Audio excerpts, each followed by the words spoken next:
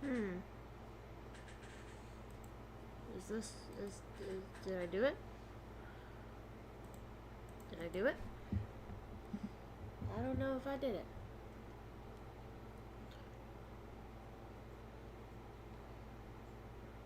How do I know if I'm...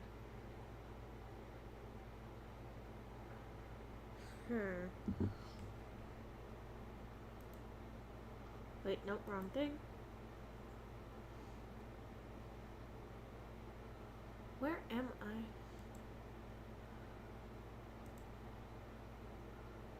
Can I see?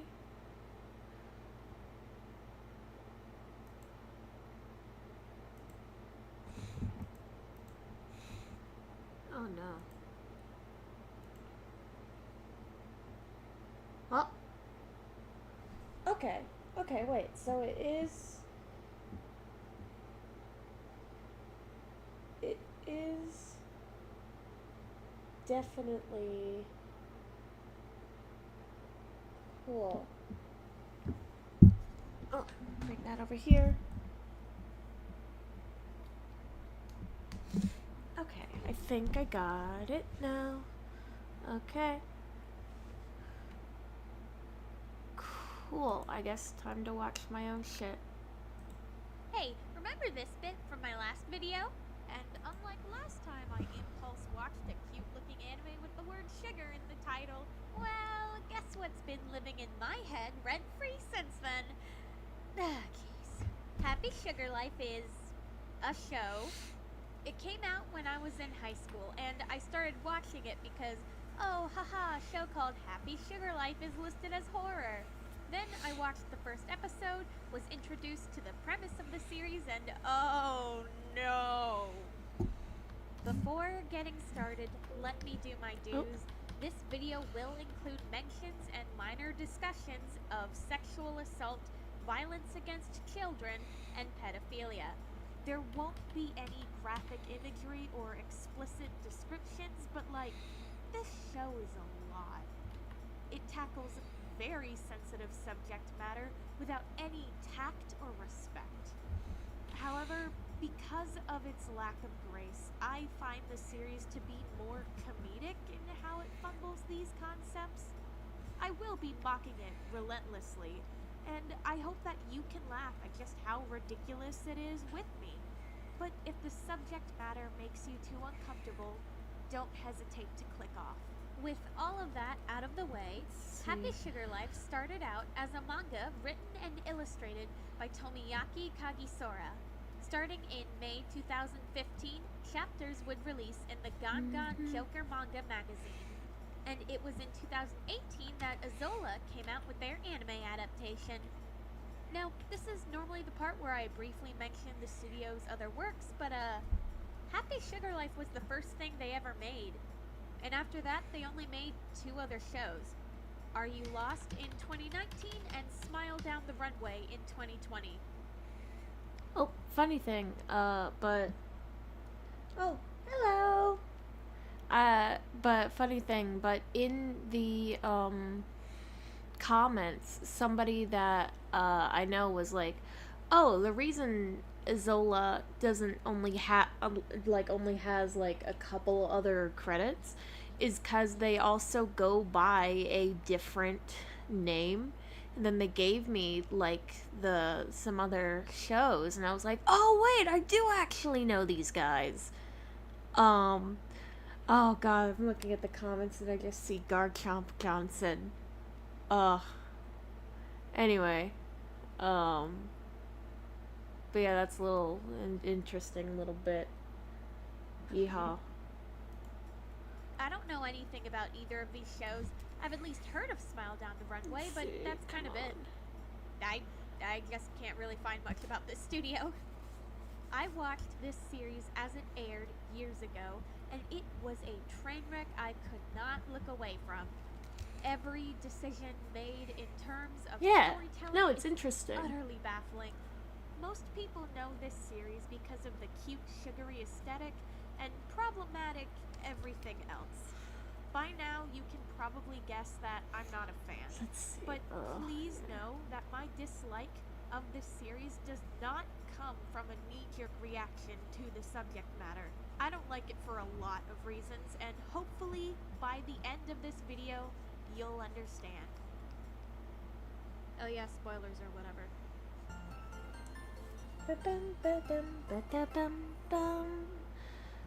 Sato Makazaka is a 16-year-old girl I forgot that who was her struggles name. to comprehend the concept of love. Her parents died when she was young, and custody fell to her aunt, who was completely unfit to raise a child. Let's Once see, in come high on. school, Sato began to sleep around, hoping to find somebody who fills the hole in her heart. And eventually, she does find that someone, leaving her flirty days behind. She tells her best friend, Shoko, that she's living with this someone special now. After work, Sato goes home and...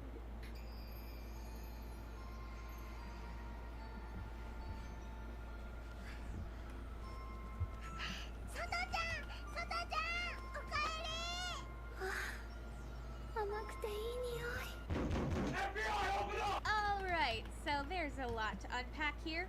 If you don't know this series, I'm sure you have a lot of questions, and I assure you, there are no good answers here. Yes, this is a show about a high schooler being romantically involved with an 8-year-old. There are some discussions to be had as to whether or not it's actually a love story or No, a the difference between the anime and the series and manga the world of is the series so revolves around this little girl, truly Shio fascinating. Kobe. Sato fell in love with her The at manga first sight and is brought more her home. horror-y, Now she works but 2 part-time jobs in like, order to earn money and I don't live know a how much peaceful of that life with is her like a matter of like beloved. However, there are the several choice roadblocks in along the way. adaptation, or just This because includes a teacher the at anime her school adaptation who's a predator. sucked, Tayo meets because Hiboshi, a boy who becomes obsessed with like Shio after seeing a it's poster not with her good. image. And most It's so interestingly, bad. Asahi Kobe, Shio's older brother. Sato tries to keep the life she and Also, Shio tell me have how the stable, volume which sounds, becomes because I have no increasingly idea. difficult as Asahi continues to search high and low for his sister.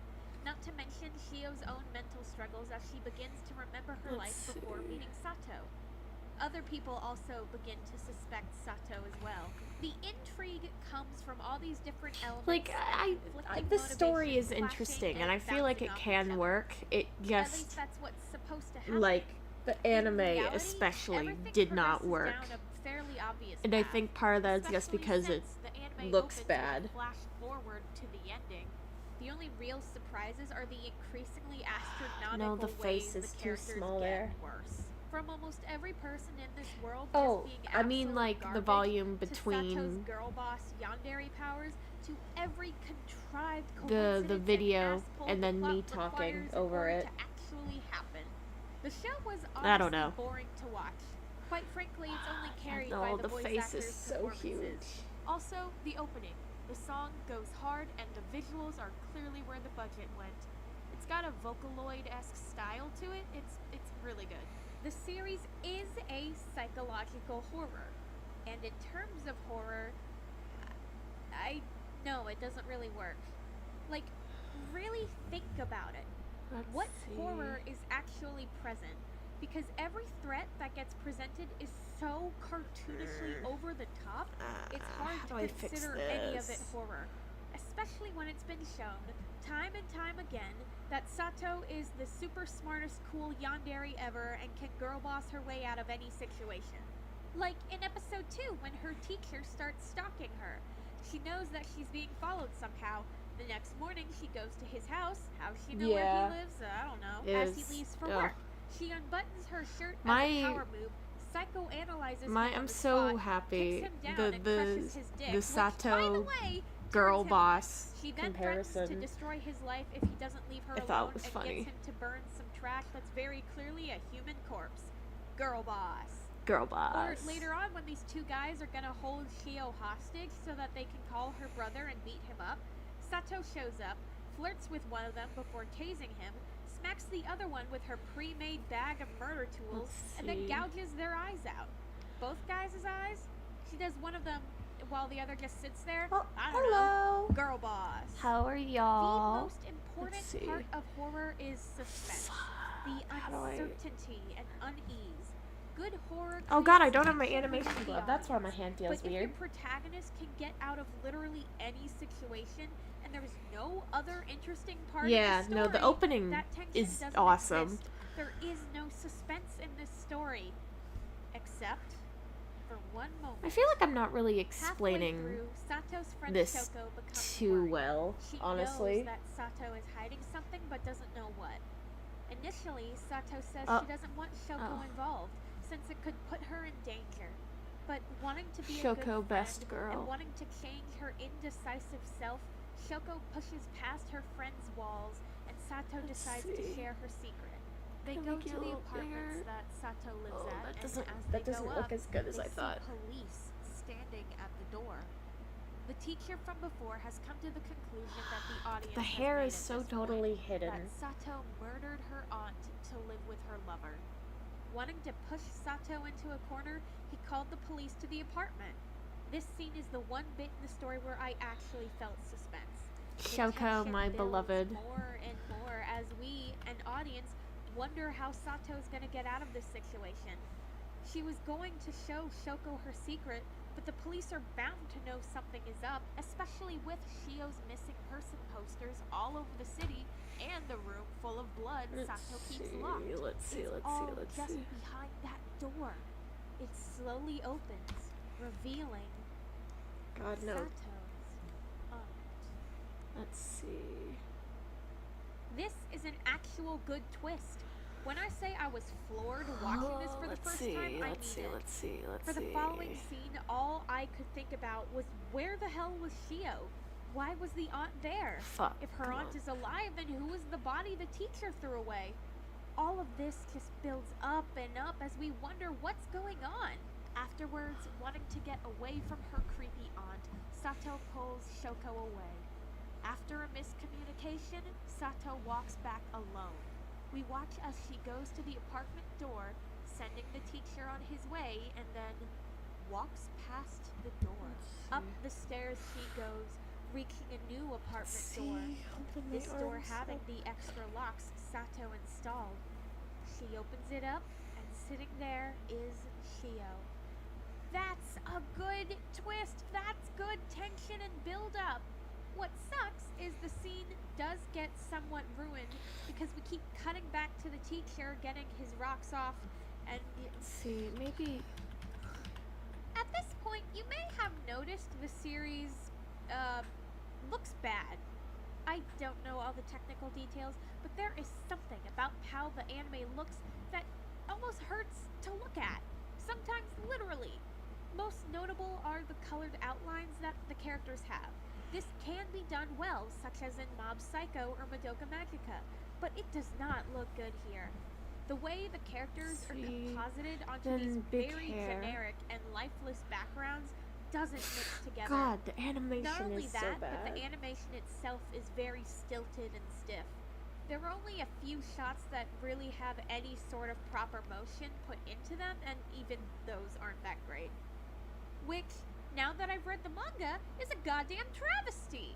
Because while the manga where is do the I same animate? story I and use it's still Adobe bad, the Animate. art is so good. Unironically, I love this style and I love this art. There are some parts where it feels a bit too bright and casual for how tense the situation is supposed to be, but for the important moments, oh man, these expressions. You can feel every ounce of anger and fury Asahi feels, every disgusting thought of the various gross characters, the paranoia, the anxiety. The use of tone is very well done, giving the tense scenes a real sense of darkness, and the fluffy scenes a soft air of comfort. Good art. Like, this is just unironically good. The artist is very talented. Yeah. Let's see. So, this section is gonna be a bit different, because if you can't tell, I kind of hate all of these people. With the exception of, like, 2 characters, everyone in the show is the literal worst. Cartoonishly evil for no goddamn reason other than... I don't know. So, here is where I roast each character individually, except the ones I like that are actually cool. Okay. Sato is infuriating, because, you know, she groomed an 8-year-old. But what's more infuriating to me is the potential she and this whole story have that gets so woefully neglected. As stated before, Sato was raised by her aunt, who, by the way, is never given a name. That The is, aunt is fucked up in that way only over the top anime characters can ah, be. For the sake of hands. brevity, let's just say the aunt was neglectful in her care of Sato. This environment led Sato to growing up feeling hollow and empty, unsure with how to socialize with her peers. Hey, except actually, Sato seems to socialize just fine. Like, that's her whole thing. She seems like a cute, innocent schoolgirl, but is actually evil or whatever. But we see her talking to girls at school, and she's made a legitimate friend in Hello. Shoko. So, like, alright, whatever, I I'm guess none of trying that to counts as animate. love or some. What the.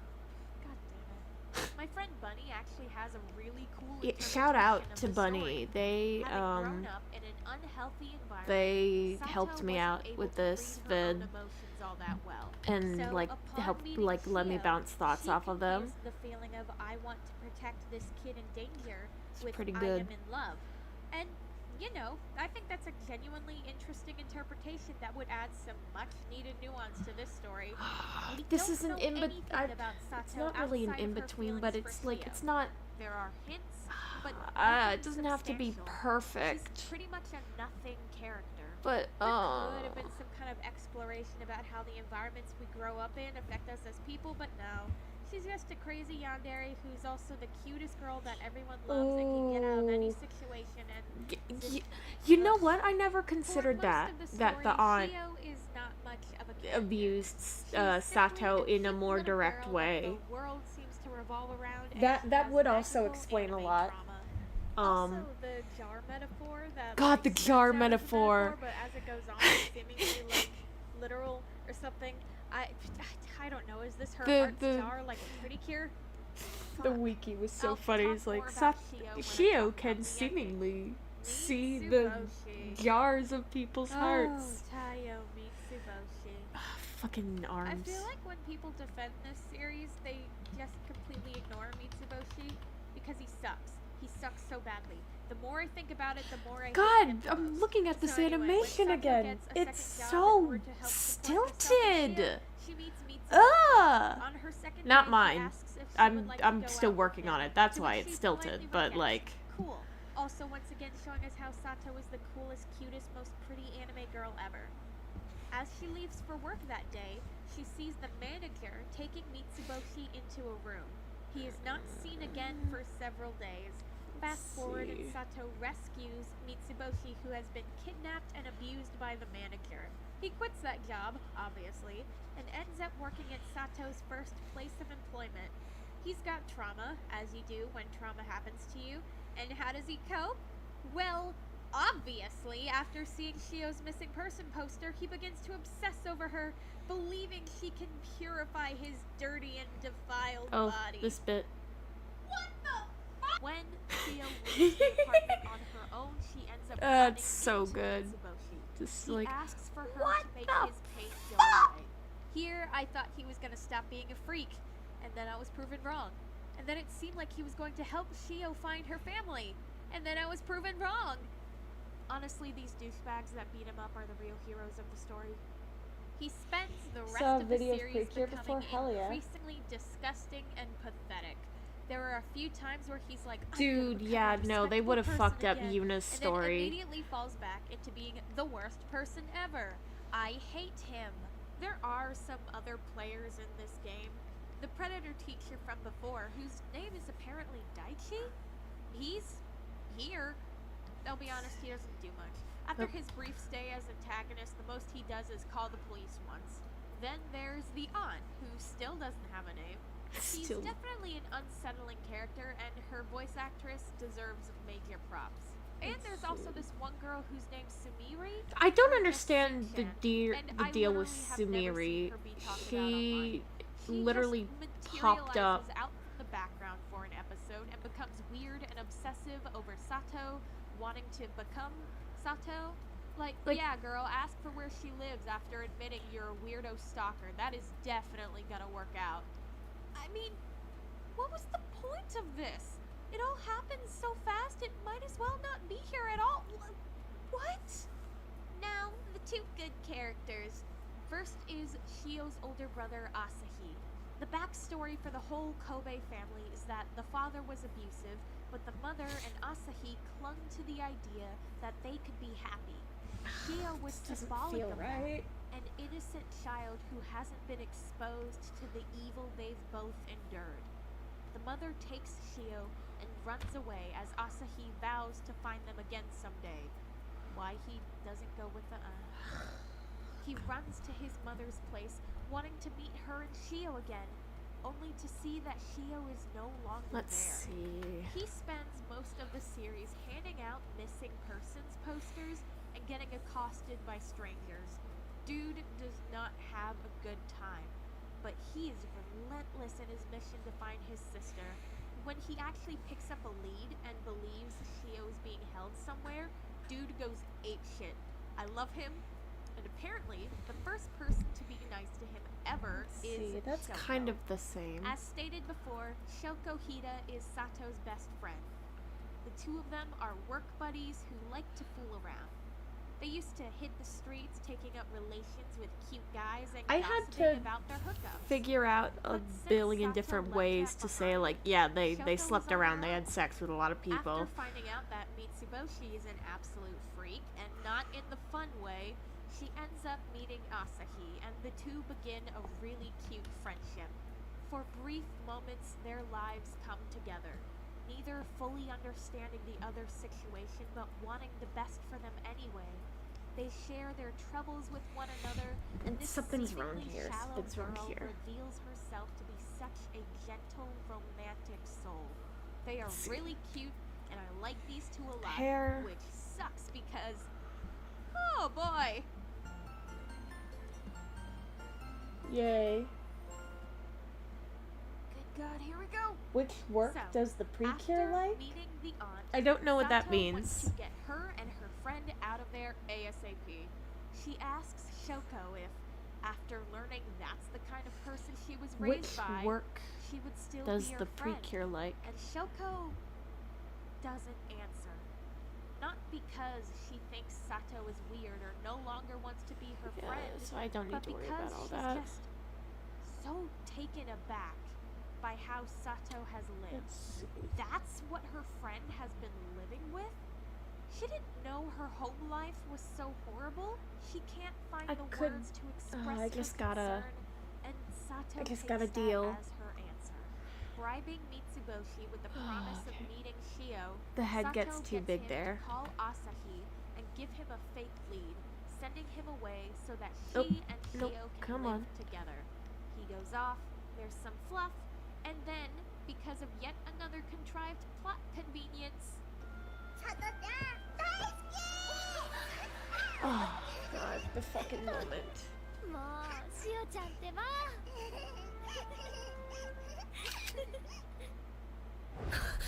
and here's where I lost all hope for this Let's story. see, how's that? Because the friendship Yeah, that's between Sato more and Shoko was in line, I genuinely think. interesting. Sato goes on and on about her love for Shio, but we see that she also loves Shoko.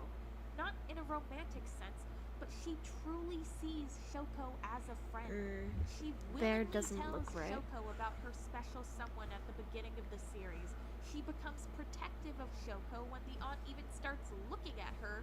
These two have a real relationship. Note, though, this scene is different in the manga. Instead of Shio jumping out at Sato when leaving, it's when Sato comes home that it happens. And in the manga, she even looks around to make sure no one's there. And still, inexplicably, Shoko appears to take the picture. Whatever. Oh fucking god, the more I think about this show, the more I find to talk about it. Ah! So, here's what happens next. Sato Let's throws see. Shoko into the apartment, taking her phone but being unable to unlock it. She drags Shoko into another room while Shio silently goes to the bedroom and closes the door. I think that's the most As we fucked up watch the part, that confrontation Shio unfold, is we just do kind not of hear like their conversation. We only hear quiet the narration and goes telling into us a the different story room. of a girl Like, girl that's and the very bird. much like The girl traumatized drops the child just bird, covering their leaning so ears even though they know towards something is her wrong. heart, singing a gentle, brave song. The bird was tired of giving up and hardened her resolve. Except no, fuck you. Sato kills her. And the anime makes it worse by A, spending what little animation budget they have to make her death as excruciating to watch as possible, and B, deciding to censor the blood by making it milk white. Really great for shots like this. Definitely isn't gross or anything.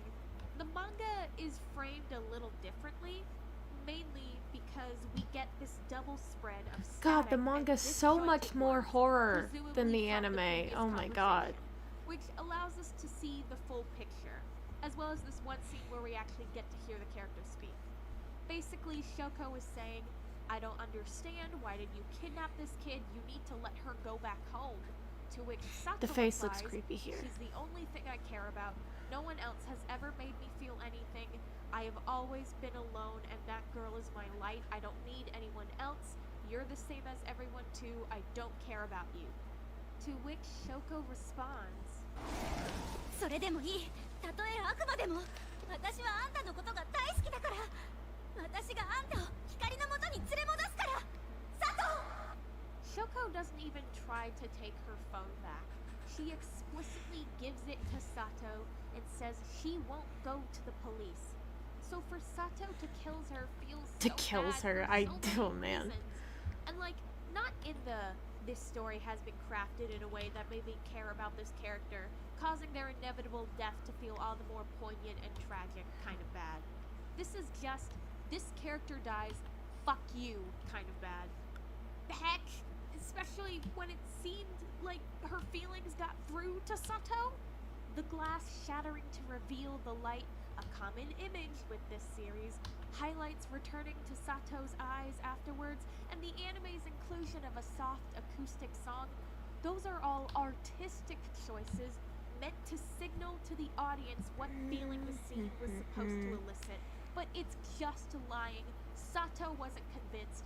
Fuck you for believing she was. And what makes all of that Shit. so much worse, I think the story would have been more interesting with Shoko. Because at the very end, Shoko chose Sato. She chose not to vilify her friend who had very clearly done some shady shit. Ah. And isn't that more interesting? Shoko's choice was not the morally correct one, but it was interesting. And how cool would it have been to see her try and play this balancing act of helping her friend while Hello. also helping Asahi? Let's She's see. trying to help these two people that are important to her, but fundamentally on opposite sides. But again, fuck you! So after Sato kills off one of the only two good characters, she shuts down because she just killed her best friend. There's a mini conflict where Shio is like, "You're keeping secrets from me. I hate you." And Sato God, my breaks down nose even was more, so but then it's noticeably immediately right resolved there. and has no further impact. Sato goes to her aunt and asks for help in skipping town. Sato's aunt is like, "You're just a kid who can't do anything but rely on adults." And Sato replies with, "Well then, as the adult, why don't you take responsibility for your fuck-ups in raising me?" Which, you know, pretty good argument. And there is an interesting theme to be found here, not just in this moment, but the whole story. That being children versus adults, because let's be real, being a kid sucks. You can't do anything. No one listens to you. You are completely at the whims of the adults around you, and that is an interesting theme to explore, but that theme is never actually expanded upon or explored. God! So, Sato and Shio make plans to skip town. Those plans go awry, and Asahi shows up because Shoko did text him the picture. He confronts Sato at the apartments as the I fire think it would have starts been roaring. interesting They if fight, which is much Shio, more if not entertaining in the Shio, manga, if honestly. Sato Shio tells her brother that and she won't go with him to escape Asahi to the did roof. meet, Both of them jump off like, together before in an the act of final love, but just before confrontation, hitting the ground, like, Sato neither pulls knowing who Shio the other close in is. an attempt to take the full force of the impact. Later, we see Shio is in the hospital, being visited by Asahi. Finally, they can go home to their mom who's waiting outside. Shio says that she's done with all that. now having the same fucked up mindset about love that Sato did, because again, Sato was the most specialist yandere who ever had the most unique and only correct view on love ever.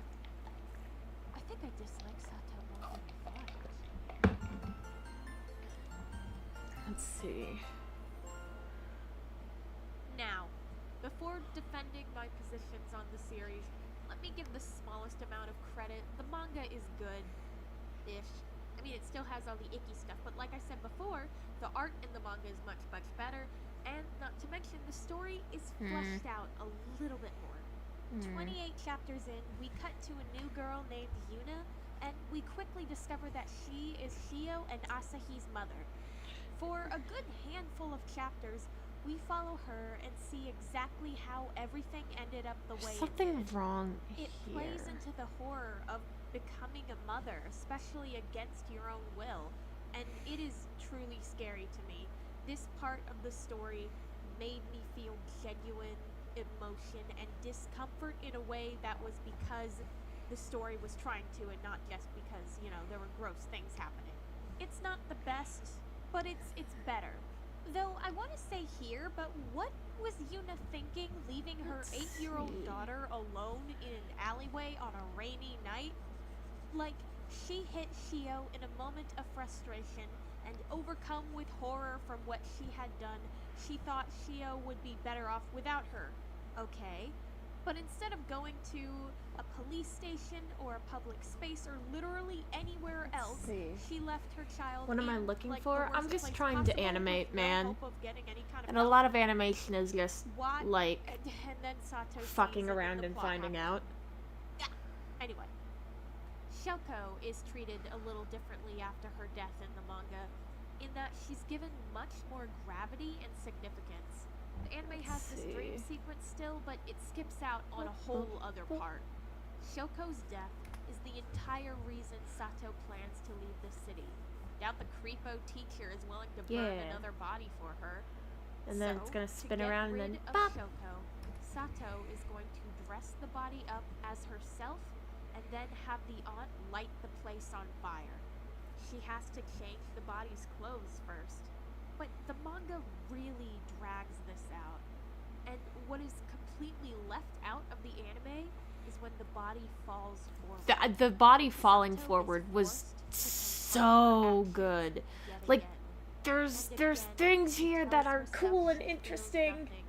Shio is Ugh. the only thing she loves, but even Sato doubts that. Let's a see. little. The last page of the chapter is Shoko's The arms are body too long here. propped upright Like, in Sato's clothes. that's some And, like, fucking yes, good ass good. imagery. Explore the emotional consequences of murdering your best friend and the one person you chose to spend time with. Sadly, even in the manga, Yeah, this you should never draw gets more. any kind of proper resolution. Shoko is very quickly forgotten about. God, fucking. I got really likest. So, as stated before, a lot of people have a knee-jerk reaction to this series for what I hope are obvious reasons. And there are those Like, who have you can't come to defend the its kiss on the defense. lips. That I've shit's watched fucked. quite a few videos defending the series and discussing it at length. And I went into each of them with an open mind and found much of the analysis made to be pretty good. And yet I still can't find it in myself to Okay, agree with let's any of see. it. Actually, funny note, but when I was looking for and watching these videos, I scrolled down and saw I apparently left a comment on one of them years ago. Look Yeah, at that, huh? that's A funny. majority of people See, defend whoop, this whoop, series as a whoop, psychological horror. It's meant to be disturbing, Wait. which is a fair argument. I have an image that I made for the video, and then I just never actually used it, in the video. Oh god, can I find it? Because I think it's really funny. But of course, I made it, so, like, of course I find it funny. Where is it? Oh, it's somewhere around here. Give me a second. I'm scrolling through my files. Where is it? Come on. Oh, come on. Where is it? I made a stupid ass meme. Um. Oh my god, where is it? Ah. Okay, got it. The fucking reaction folder that I used when I was. My reaction folder that I've had for Tumblr purposes since like 20 fucking 16. Remember when people had like reaction folders? No, that's a different font. That's a different image. Where is it? Where is it? Where is it? Where is it? Where is it? Come on, man. Nope, those are all the Genshin icons.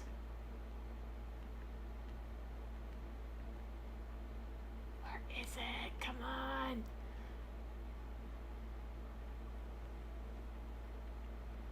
That can't be. Is it in my art folder then? It might be. Cake.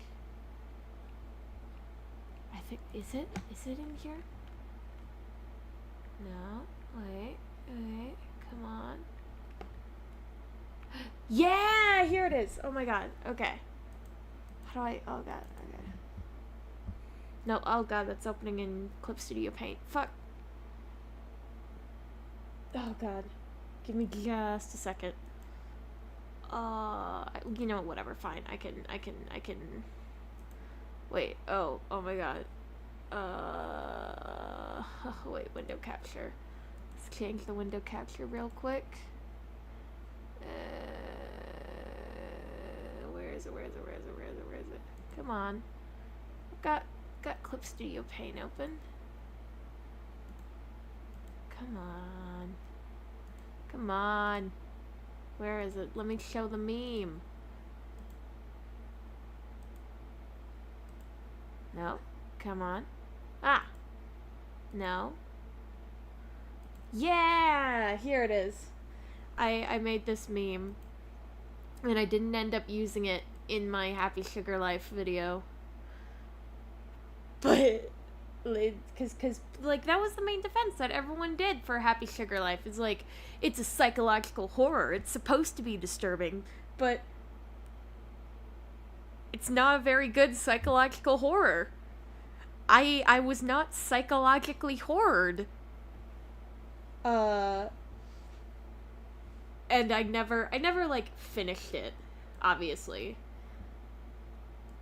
Let's see, yeah. And take the layers off. Oh, and add a layer back in, and it's like, yeah, it's the Yu-Gi-Oh meme. But yeah. Yeah, and then little sketches, and then bop. I'm going, yeah. So yeah, that's the meme that I did. It's stupid. I'm being cringe right now, but that's fine. I'm cringe, but I'm free. It's a psychological horror. It's supposed to be disturbing. It's a shit psychological horror, too. I think 2 people just left because I'm being cringe. Oh god. Anyway, where the hell is Animate? Yeah, maybe. All right, let's get back to what I was doing. Yeah, no, yeah, okay. Whatever. Yoink. Like I said before, it's not a very good Yeehaw. psychological Thank you. horror. Thank Really you, think Badal. about what it is I'm that is glad supposed to make you like feel it. disturbed. Because there's a difference between feeling disturbed because a story has been crafted to make you uneasy and fearful, something that really makes you feel unnerved, and being disturbed Fringe is because cute. Thank you. a child is being groomed. Not to mention the manga has all these little side bits that are just Shio and Sato being cute, dressing up, having fun, and it's like, how am I... Okay, I how might am just I have not to jump supposed to take this as romantic? right into To the... me, it feels like the people who like this show unironically are adding nuances to it that simply don't Let's see, exist I'm within gonna the text. put some place I here. understand seeing the potential Just in a story as squandered what could have been. a little And shout out as to it the stands, the fucking story manager itself at does their not have those workplace. nuances. Like, I also want to make damn, clear girl. that I am not calling anyone who likes this show a bad person. Let's see. I am not calling the author a bad person. I understand why some parts of this would be appealing. Another argument that bothers me is the idea that the horror comes from how we, the audience, view the story. See, Asahi is trying to find his sister so that they can live happily together with their mother, but as it stands, Asahi is seemingly homeless and unable to provide for her sister. Meanwhile, Sato is working hard to earn money so that she can keep Shio happy and healthy. The horror, in this interpretation, comes from the audience thinking that, realistically, Shio is better off with Sato. And ooh, how scary it is that we would side with the evil murder yandere girl. But like, no? No. This one, Because this bit, I genuinely think is like a Sato skill isn't issue. really taking all that great care of Shio either. Like, people are I like, mean, I she's was a little psychological child who's horrored unable to because care for herself I and is sided part with of the it for villain of hours this on end. anime, and it's That like, is mega not good. that's a you problem, my Another guy. I thing don't know what to don't like say. when discussing all the characters and how they have a skewed perception Like, of what? Shio, Asahi is included. He does refer to Shio as the moon, being the hope for him and his mother that the three of them can live happily together, but, like, let's be real, that's just how people talk in this show. In the end, Let's the most see. frustrating thing about this show and story was there was potential. Boop. There was a story to be told here, and there are some interesting shots in the opening that imply Sato is only using Shio for her own sense of satisfaction, that she doesn't actually care about Shio's needs and interests. That's also vaguely brought up but not really expanded upon. On a basic storytelling level, I do not like the Happy Sugar Life anime. To me, it is boring, bland, and just bad. And then, on top of that, it's gross and creepy. The manga, on the other hand, I would actually recommend. It works so much better as a horror story Yeah. and looks better too. I have to say, I was surprised with how much it actually made me feel. There are moments that feel genuinely sweet in a really messed up kind of way. And unlike the anime, it feels less like Yeah, no, the you're watching manga, a love I story with think, is a much elements, better and version more of like this you're just an story. observer peeking in on the worst situation possible. You're already here, so why not just watch how it goes? White Sugar Garden Black So, Salt Cake was yeah, super if good. you I feel like doing oh something fucked up, yeah. here you go. As I thought about this series and finalized my thoughts, I realized I didn't actually hate it. As Check much out this as I horrible thought I did. 3D car. I no longer feel that burning hatred I used to. So, after this video, I'm never gonna think about it again. Bye! Yeah. And then I didn't. Alright, well that's that video. Let's see. What's another of my videos that I can watch? Just kind of let roll. You know what? While I have, I don't know, at least 3 other people here, Trickster, the anime only I care about. That's what we're watching now. Because they... So, to start off this video... Shut up. There we go. Start off this video, I would like to read you the very first note I wrote down while watching this show. I'm very tired from work and thought... I did think about it again. Rip. Trickster, or its full title, Trickster from Edogao Rampo's Boy Detectives Club is... My god, it's certainly a show! We're Backstory watching the time. Trickster This video show now is because loosely based on a series of novels written by author Edogao Ranpo. you're right. See, You're that's so from the right, title. Maho. I did think have about yet it to again. actually read any Joke's of on me. Ranpo's original works, but I would like to someday. Though, when I watched this for the first time, I didn't know who he was. Fuck. It was one Dang it. Christmas break in high school, and Funimation posted a clip from this show. I don't know why I clicked on it, but I did, and I thought it was kind of interesting. Also, one of the main characters is voiced by Justin Briner, Deku's English VA, and I had just gotten into Hiroaka at the time, so I started watching the show, and man, Even when I was 16, I knew it was bad, but I also weirdly loved it. And that's why we're here today, because I am the only person in the world still thinking about this series. It's true. I do have to give a trigger warning, however. There will be discussions of suicide, as the whole driving point of the show is an immortal who wants to die.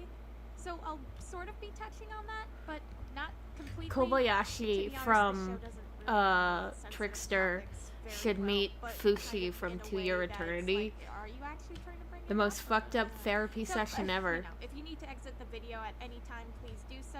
Take care of yourselves, or else I'll be coming for you. Let's see. Oh god, how do I even begin explaining the plot? So, there's this famous detective named Akachi who runs the Akachi God, with the Detective Your Turn to Agency. Die music playing, I Alongside just that thought is the of Boy Detectives Keiji Club, a and group of talented teens Akachi. who work under Akachi and The basically most do all fucked the up work themselves. cops ever. I really hope they get paid for the shit they have to do. One day, one of Let's the boys, see. Hanasaki, meets a mysterious homeless boy who is unable to die, despite that being all he wants to do. Intrigued, my son boy, Hanasaki recruits Kobayashi. this kid, Kobayashi, to the Boys Detectives Club with the promise that one day he will kill him. But Hanasaki's God, these real two goal are is so wanting gay. to make him want to live. More and more, it seems like the cases that the group solves have a see. connection to a criminal named the Fiend with 20 faces, who seems to have history with Akachi. This doesn't With look help from a right. police Ah. investigator, now Nakamura, they try to put the pieces together, and oh god, this is a cop show. I've never seen a cop threaten a child before. I'll be honest, that's the best description of the plot I can give without just telling you every detail about what goes on in the show. Even now, only like a week after rewatching the show, I kind of struggle to tell you what it's about. It just feels Yeah, like no, a that's the series thing of with Trickster. It increasingly insane goes events on connected for by way just too the long, barest and minimum then thread of logic. and like The has first some 7-ish interesting episodes bits, are fun, but then episodic it mysteries like and character fumbles building, and then doesn't do anything with even it, those and kind of then suck. man, This is a mystery detective show. But it there's doesn't so many actually bits do that I was good just of a like, job why at the fuck is this creating here? a mystery. The clues we're given are so nonsensical that they don't make sense, or are so obvious that it kind of ruins the whole mystery when you can immediately guess it halfway through. And not in a, ooh, I figured out the mystery myself and now I can watch how it unfolds, but more of a, wow, I saw that coming from a mile It's away kinda and it in was there. dumb. And by detective show, I mean a spy show.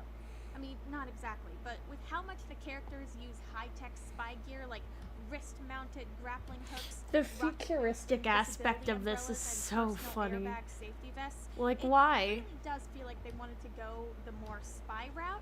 That's not really a complaint with the show, just an observation. Nothing Let's is see. explained in the show either. Not even the most bare minimum of lore is given for all of this ultra high-tech modern Japan with pendant-sized holophones and giant military robots. Hell, even Vivid Red threw in a single line explaining how all this shit is possible. Also, you know And then that Vivid Red core didn't really do concept of the anything with it. series, the one where an immortal is searching for a pardon way me. to die? That extremely interesting gimmick in which a story could craft thousands of thought-provoking scenarios around? Yeah, that's barely touched upon. The show throws a couple ideas at us. that I would be like super him cool if we jumping into actually the got to see molten any of metal them for and then more just than having a single bubble scene. around him. And if you That's wanted a really nuanced cool. and insightful look into Although the that mind drone of a should have teen been, boy like, craving death as melted he learns completely. what being loved and what loving others is like, you are SOL, baby. Because not once in this whole show does anyone ask this kid, Hey, so personal question, but why do you want to die? what? I mean, I know it's rarely ever a single. Shout out to thought, but Raven for do voicing you go Hanasaki talk right to someone here. or something? No. You haven't unlocked my tragic backstory yet.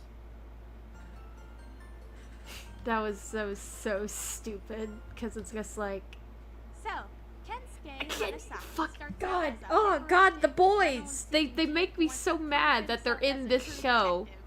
He just kind of seems like a good kid, honestly. wants to help people, has a tragic backstory where he was an orphan with his adopted older brother and they were both adopted by a rich dude, but the older brother was going to be the family successor, so the older brother ran away so that Kensuke could continue living easily, which led Kensuke to asking Akachi for help finding his brother, and that's how he got into the Boy Detectives Club. You know, Anyway, he the meets this other use. kid, Yoshio Kobayashi, and is like, haha, you're funny, wanna hang out? Meanwhile, Kobayashi is trying to kill himself, but he has this force field thingy that keeps that from happening. And they do the anime thing of, I'll promise I'll kill you one day. You better keep your promise. So these are our two main boys, and also the only reason I ever finished this show in the first place. And the second place. The show is only ever really fun to watch when these two are on screen. Hanasaki is friendly towards Kobayashi, even though the best response he typically gets is a tsk. I really like the dynamic these two have, the way they adapt to one another, and how Kobayashi especially begins to really like being around this loud, annoying kid. These two are fun together, and it makes me want to see them go on a bunch of adventures. But because this is Trickster, this really neat concept and character dynamic we're introduced to, exploring the extent and limitations of Koba's power and the growing relationship these two have with each other, nah, they're separated for most of the show because of stupid petty arguments conceived purely so that the plot can happen. Not to mention, but for a show that is ostensibly about suicide and death, it has very little to actually say about those topics, which is probably for the better in the long run, considering how bunk the writing is in this show, but still, I'll be completely honest. These are the only two characters I actually have ever cared about. This was the first of the mediocre anime where I only care about the main characters who are absolutely gay for each other, and one of them is voiced by Justin Briner in English. Try to guess anime number 2! No one's yeah, guessed Hanasaki anime is number the one 2, with and I'm a Devil's little voice. disappointed in that. But the that's other also night, I because, forced a like, friend barely the first anyone episode. fucking Since it was watched over this Discord, I show. wanted to make sure that nothing was lost through audio, so we watched the sub version. And I was like, wow, Kobayashi sounds familiar. And it was Daiki Yamashita. So both halves of my boys are voiced by Izuku Midoriya in one language or another. That's hilarious. That was like the Akachi Cosmos Toguro is one personally of the most insufferable douchebags targeting to me. ever grace my field of vision. He's introduced as the boss, an old, washed-up man whose heart has been hardened by the horrors he's seen. But underneath his self-destructive habits, I don't even and think he's slimy that old. He's behavior like is a person 30. who just wants to do good in the world. That's why he takes these kids under his wing, and why he separates himself from them during the latter half of the series. 30 isn't old. Except, I hate this guy. If he had grown and matured over the course of the series, slowly showing his affection for the detective club and realizing the positive impact he's had on their lives and they've had on his, that would be one thing. But no, he just kind of sits around, sexually harasses the police woman he works with. Don't worry, we'll get to her. And when Hanasaki is like, hey, my long-lost brother appeared on TV saying he and a small housing complex are seceding from Japan, we gotta do something, he basically tells the kid to fuck off and says he isn't allowed to leave the office. Just the fluctuation between asshole who secretly cares and just being Oh an my god, I asshole hate is drawing basically a so metronome set much! to the highest tempo. Man gets a whole flashback episode, and I could not care less. He had an abusive father who he left and was raised by a detective man who was shot by a bad guy, and then he took that detective's name to honor his legacy, and then he was like a military man or something. He eventually says he was a mercenary, but like for what? What conflict is this? Who are they fighting? I Anime don't characters, the know most the answer. mature But people in this the leads us universe as into if the they're fiend older with than 20 like 20 faces. yet. I'll Older just be dude calling him looks like, Faces from oh now on, no, but, you're like, right, he does while out look like murdering people for Tanaka money, from Akachi Fairy meets Ranmaru. Faces, and they become, like, Oh war god, buddies. I Faces eventually realizes that should Akachi watch just Fairy wants a Ranmaru thrill and again, promises to just never let him for be bored again. funsies. How does he do this? First, by letting Akachi leave the battlefield with this reporter woman who he fell in love with, but not before kissing her and brainwashing her. Oh, did I forget to mention that? Faces can brainwash people when he kisses them, which is essentially a way for the plot to do whatever the fuck the writers want. Anyway, Akachi's domestic AU gets fucked up and his girlfriend is killed and he's depressed, blah blah blah. Faces basically becomes Akachi's own personal supervillain, like Batman and Joker. But stupid! By the way, for a character named the Fiend with 20 faces, he doesn't actually use disguises all that often. I can only remember 2 times where he explicitly pretends to be somebody else. Most of the time, he just has literal, like, stage masks that are trying to I be can't artsy, believe I but it remembered also feels incredibly pointless. the older Also, the fairy show from makes a Fairy point to have Ranmaru's faces name. see Kobayashi's power and has him talk to Koba briefly about how they both have gifts. And you would think this criminal who specializes in manipulating others would want to use Koba in some fashion to, like, get at the heart of his totally not boyfriend, right? Wrong. Get fucked. There's also this police lady named Goddamn. Nao Nakamura who gives cases to the Akachi agency, and then she takes the credit for when they're solved. She also has this sidekick named Miyanishi. Anyway, she starts dating this guy who we don't ever see, and whoops, it was actually faces. Too bad this show never gives the audience enough clues to figure it out and create some kind of tension, just waiting for something bad to happen. Now, the audience figures it out because if it wasn't faces, this would be the world's most pointless side plot, and there are a lot of those here. Anyway, she Maze Hughes, her sidekick. Oh, the lighting's perfect. Just gonna get Because it. I knew this Gonna scene happen. was coming up when I was rewatching it, and I'm like, oh, I gotta. Yep.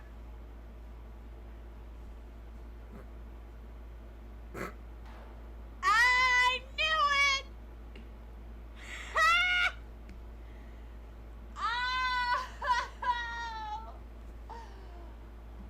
Oh, I hate this! And now she's being held under protective arrest or something. Akachi breaks in to talk to her after she's had a shower, so she's in a bathrobe. And Because it's of course revealed she here is. the man she was dating was 20 faces, and she starts taunting and being all, ooh, you want to know if I've kissed him, which would brainwash me. And then this exchange happens. When did it happen? How long has it been since he brainwashed me, you mean? That's the kicker. I don't know! Maybe he didn't! Which is I the don't dumbest understand. goddamn thing What I've do you ever mean? seen in Maybe he fiction, didn't. Because You were. then she spends the rest of the conversation basically being a mouthpiece What the fuck for do you mean? faces, Maybe he and then didn't. Akachi is taken, and then we literally never hear of her again. Even in the epilogue, after Faces and Akachi have presumably gone missing to fuck in peace, and Kobayashi finally has shoes, Nakamura is just not given an ending.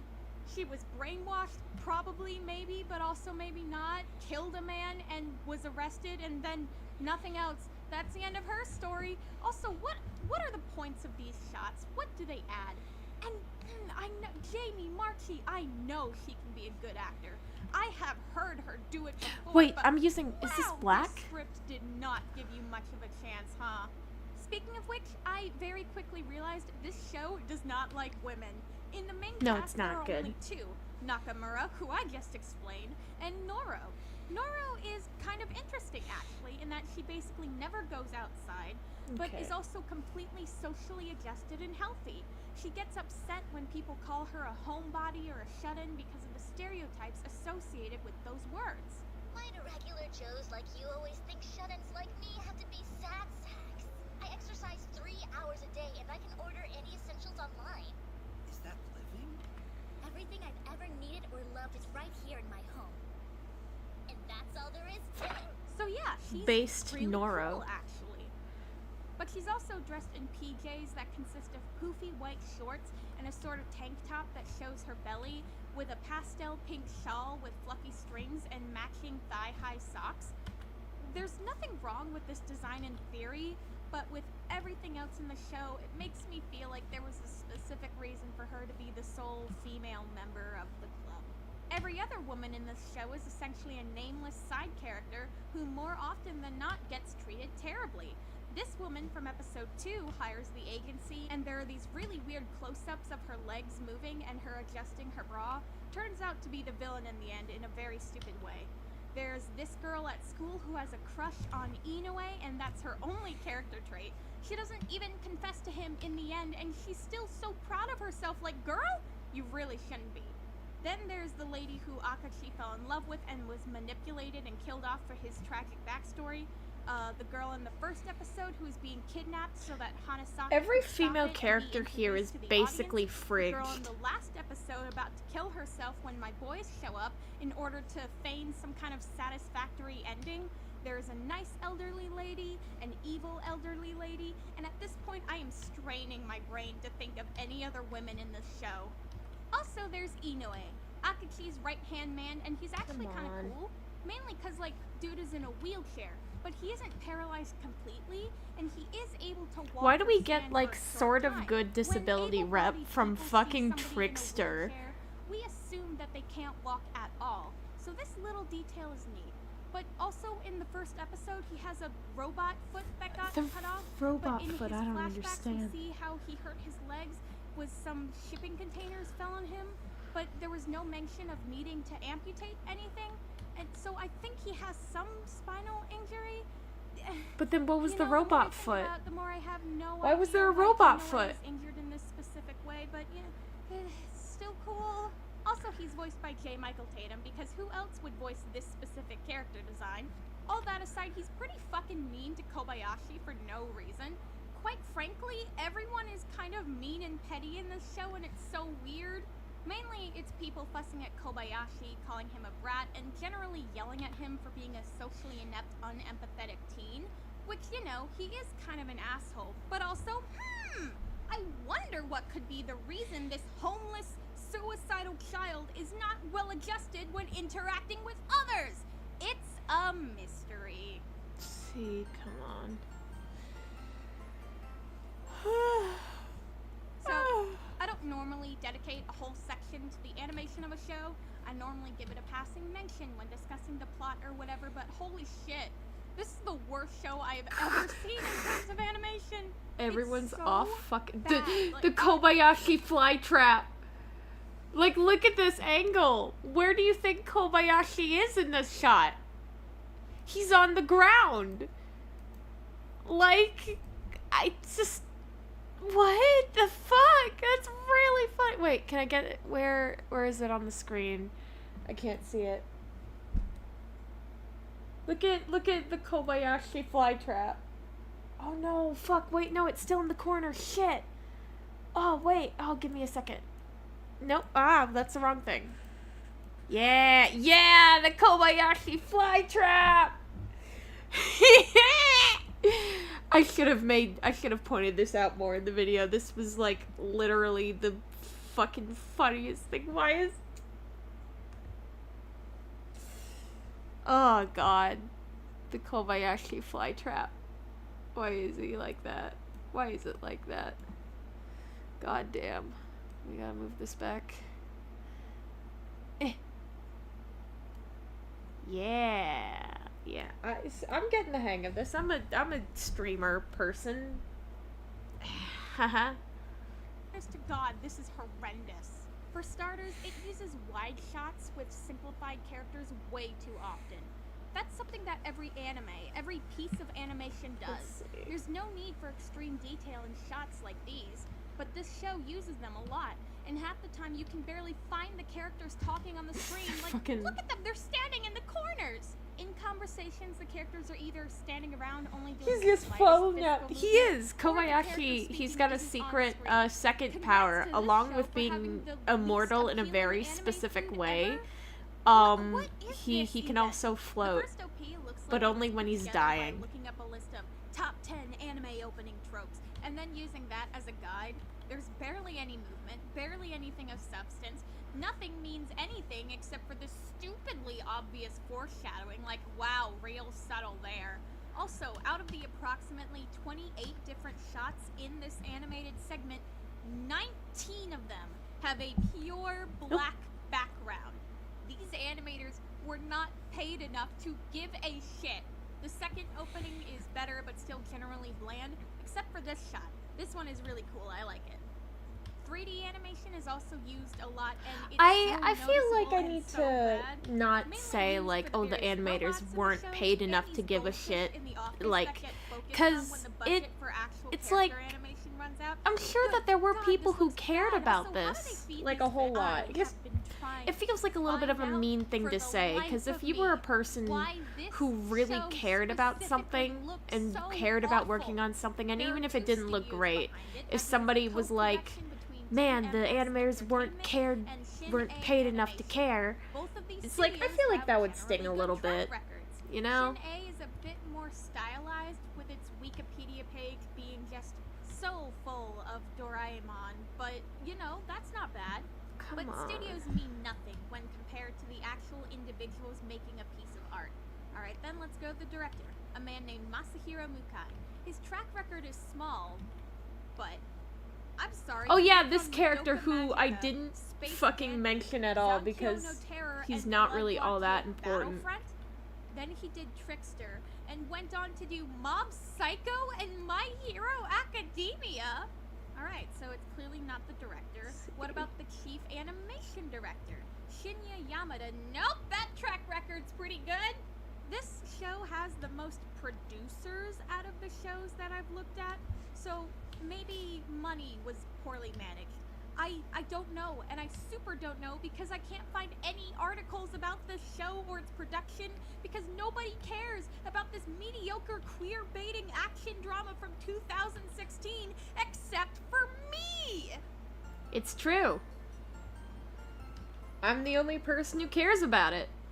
I don't think I can naturally integrate this section into anywhere else, so it's going here. I fucking These are hate this scenes foot. God that, damn it. I need to talk about. They make me feel something. Oh, God. Alright, so here's the setup. The group has to escort this modern psychiatrist because he's going to testify some kind of trial or there was a plea bargain. I don't know. They gotta protect him for dumb bureaucratic reasons. Okay, wait, and no. there's a whole group trying to kill him because they feel like justice isn't being served. Fair enough, but they plan like a whole ass operation. Hanasaki isn't there because he's still pouting for no reason, but he shows up later because he meets this kid named Hide who's like, hey, new best friend whom I literally just met, fuck. let's go do some vigilante justice. Literally dragging him along while wearing bulletproof vests, good lord. But also Kobayashi was calling him the entire time because he's like, why isn't he here? Because Kobayashi secretly cares. Yeah, now. no, the staff was Hanasaki stacked. eventually I decides genuinely to think join it was his like a friends, producer and thing, Hide's because like, most "Alright, then, animes and this only whole have like subplot is pointless, but anyway, one or the two group gets producers, horrible murder so like it man to the had to checkpoint, have and been they like start a heading money down the issue building, which, by the way, somewhere. this is the building where Hanasaki and Kobayashi first met. This is where Hanasaki meets up with the group, and there's a nice moment, but oh no, the mother of the murdered girl shows up and shoots a gun, but then Kobayashi jumps in the way of the bullet, and he'll be fine because of his force field. No, he gets shot! The force field is still active, meaning that I none of kind them of can like touch this, him, like just but it's watching much my own weaker. shit, Akachi making minor speculates that his commentary, and then power is having other proportional to how people much he wants like to die. commentate on it Meaning in the moment he chat. jumped That's to kind of save fun. Hanasaki, he wanted to live, and that's why his powers didn't work. So the options are either let him die kinda fun. or make him want to die. Everything is awful. They carry him back to the office on this conveniently ripped off curtain Koba pulled down, and the The kids fly are trap. scrambling because Akachi was like, by the way, the club's disbanded. Or no, not Bye." the So it's just a fucking kid in a Kobayashi tracksuit, glue trap. A kid in a wheelchair, a bird in the place of a kid, and a kid who's dying and can't be cared for by any conventional means. This is terrible. Then Hide shows up like, hey Han, what's up? You wanna hang? Crazy mission, huh? And Inoue is like, you left us for this guy? Wait, I didn't. Excuses. Which is really frustrating because Hanasaki literally didn't want any part of the plan. He was literally dragged along. Upset at being wrongfully accused, Hanasaki is like, okay, screw this, I'm out, and leaves with Hide, and Kobayashi watches as he leaves, and a tear falls from his eye, and his power activates, and the bullet is pulled out of him, and it's like, oh, what did we just learn? How strong his power is proportional to how much he wants to die, and also, when they're in the Yeah, building, sorry for the reason losing my Kobayashi mind. and Hanasaki first met Except I'm was not because sorry Hanasaki at all. was trying to find a lost dog, and the lost dog tried to attack Koba, but of course the force field. So I don't know the why the dog fuck was died that dog instead, so and aggro at all we see is, Koba? a Like, bloodstain, and then later that episode, did he we feel see Koba Koba's is like sitting there- magic He's sitting there putting flowers on in where his the dog his died because can't he die actually magic? does care, man. And then when we're coming back to this building, we see it shows the blood stain again, and it shows the withered flowers, but it also shows brand new flowers, meaning Kobayashi has been coming back to this spot where the dog he killed but didn't mean to kill died, and has been putting flowers, and like, that's just a really, like, that's good. That's good. That's good writing. That's good care. Come on, man! And the ending. So, like, okay. Faces kidnapped Akachi, and Hanasaki pulls the stupid move to get up there. Meanwhile, Koba is like, bro, what the fuck? And also his powers are fading, as evidenced by bloody footprints. So he gets up to the airship, and confrontations happen. The airship is falling apart. Faces grabs Koba and threatens to kill him. And it's like, oh shit, his power super isn't working now. And then Akachi crashes an escape pod into You know, the I ship, still don't and quite the first understand OP these starts playing, events. My boys are falling out of the airship, and Hanasaki is shouting for Koba, and they finally grab each other's hands, and it's like, I'm sorry I couldn't kill you, but now we can die together. And Koba is happy and thanks Hanasaki, and then his powers activate again, and they land safely in the ocean.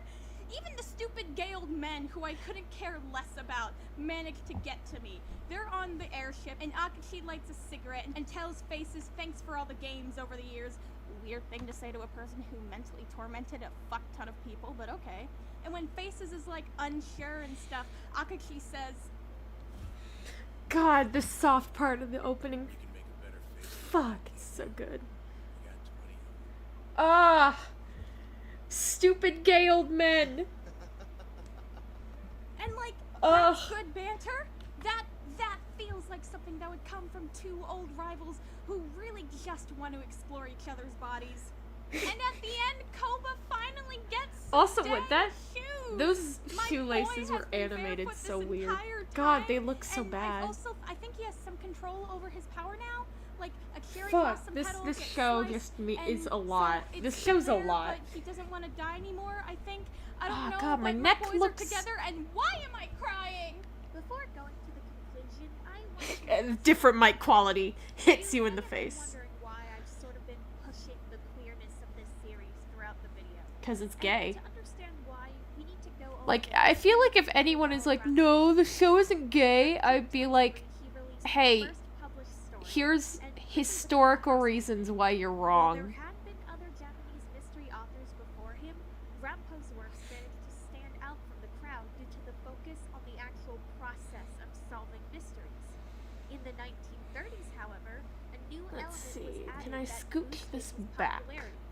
His stories now involved Ero Guru non-sensu, as well as adding what was back then considered abnormal sexuality. God, that was such a pretentious thing for me to do there. Then Like, considered like the black background and the quotations abnormal sexuality. Why the fuck did that's kind of pretentious. What the fuck ever, man. Also, fun fact, Edogawa Ranpo is the pen name. Like, that's not his legal name. That's not. Hello, Mayo.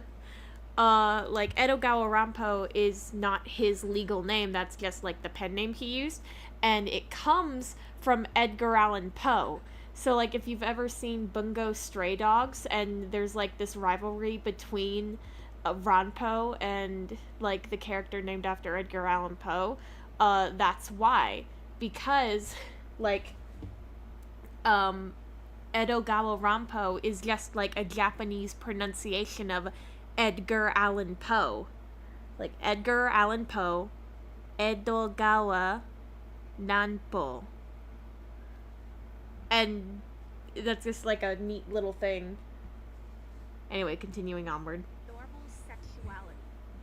It was also during this time that he had a friendly bet with anthropologist Junichi Iwata to, quote, see who could find the most books about erotic desire between men, as Iwata's field of study was homosexuality in Japan.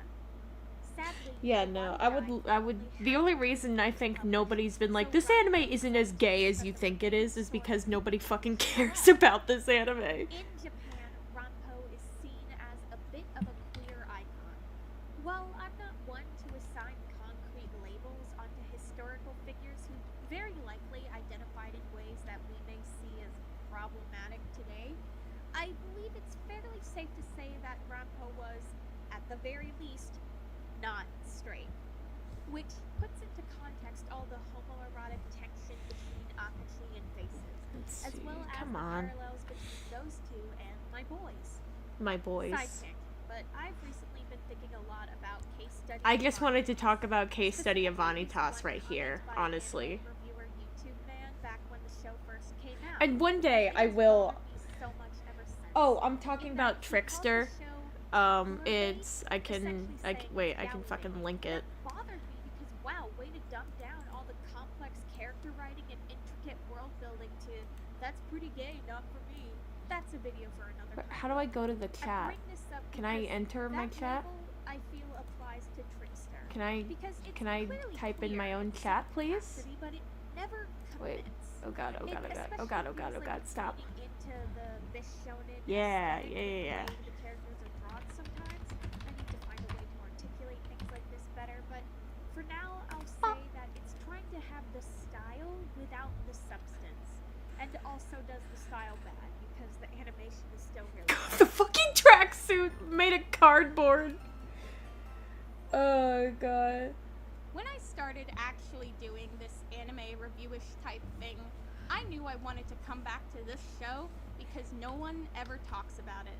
And the Yeah, reason someday no one I will talks talk it about is the because case it study of sucks. Vanitas Oh my because I God, love it. sucks so badly. It's trying so hard to be artsy and smart, but fails at every single conceivable level. So why do I even give it a second thought? Originally, it was because I found a weird enjoyment in this Fucking show. line. The concept of the two main characters is awesome as hell, and the show is so good at teasing you for just a bit longer. It would give me hope that maybe one of the interesting ideas that get brought up will actually be expanded upon. It never is, and by the time I'm at my limit, the show is over. And, you know, I still find weird enjoyment in the show, but it's different than before. Because now, I'm losing my mind over the absolute asshole leaps in logic and laughing every 5 seconds because either the animation is terrible or one of the dub actors just dropped an unintentionally hilarious line. And if I can, I'll kill you too. If I had to pick a word, I guess I'd say pure. I'm never asking your opinion again. Sorry. I got so pissed off that I forgot to hold back. Does human life mean nothing to you? Not really. Damn it, I still can't kill myself. So, still trying to kill yourself? You use some weird power again to brainwash them, right? You're going to fight off any intruders. What are you guys talking about? Somehow the most normal person in the room. You want to die so badly. That's my line. Don't start copying me. Who told you about that? I'm simply one hell of a psychiatrist. You're excited about this, aren't you? I can see it in your eyes. Huh? Well, don't lie. My, this kid is one special snowflake, huh? It's not unusual for a psychological... Like, why did they do it like this? Abilities over time, but... Though, as much as I love these characters, these two, specifically and exclusively, I don't care about Fun literally fact. anyone else. Oh, This wait, show no, does that's not the wrong give me a thing. reason to care about. Fun fact, so like I watched Trickster in multiple parts on YouTube because I don't know how, but they got around that. Like that's how I first watched it. And there was this one like line that from like a random ass side character and I'm like, what the fuck?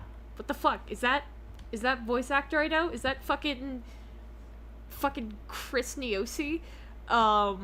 And I showed it to a friend and they were like, oh my god, what the hell, that does sound like him. And because I was nervous child, because this was like 2016, 15, whatever, motherfucker, like they tweeted him and then he was like, yeah, it's possible that's me. I did some like extra lines and I was like, what the fuck? What the fuck? I fucking spot that. What's he doing in my fucking garbage ass anime? Anyway, moving on. Anyone else? There is so much here that could have been interesting, but it just throws too many elements into the pot and can't decide what it wants to focus on. Half the time, the things it does focus on are the least interesting aspects. Why I is- straight up didn't remember most of this show. Even the parts that I vaguely remembered weren't as exciting to me as the first time around. Do I recommend this show? Yes, but under a few conditions, though. This is something you watch with a friend and make commentary throughout. Oh no, that Point looks out bad. the stupidity of the plot and just laugh at everything going on.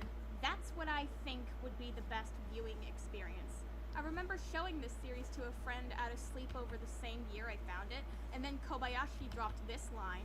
Maybe a useless son, but now that his father is ill, if anything were to happen to him, I don't know what I'd do. Just kill yourself. And I will always remember my friend slamming down on the space bar Shout out to and you, turning Molly. to me with the most aghast expression on her face, which, you know, that's a fair reaction to that line. I refuse to be the only person who remembers that this show exists, and now I'm giving all of you that knowledge. Go forth, my friends. I don't. I feel like no matter what I say, it's. Oh my god. Why do I care? God. Oh, god damn it. Fuck.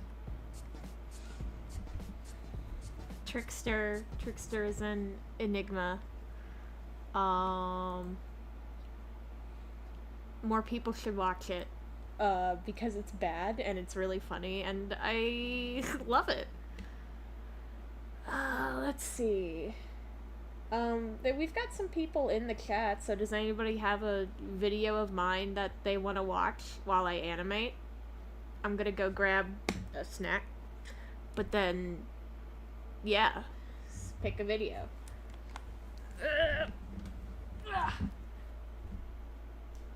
There's my kitty girl taking a nice little nap.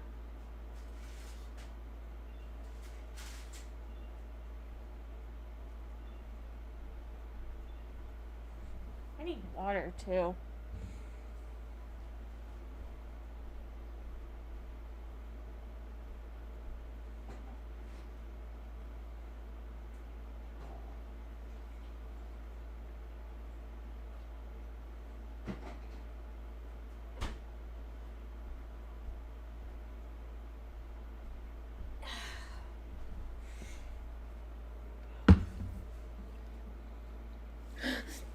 One of the Dragon Maid videos.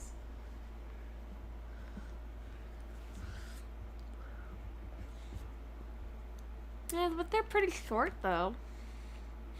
And made before I was really kind of like doing YouTube.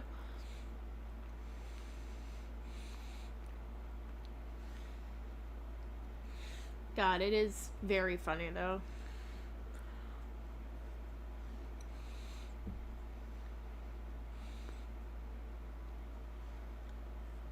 Oh my god, what the hell? God, so like there's this weird like transition period in my YouTube like ness, I guess, where like wait, let me go to fucking Streamlabs. Oh, I'm breathing. I'm so good at breathing, guys. I promise you. Let's see. Oh my god, why are there so many fucking windows?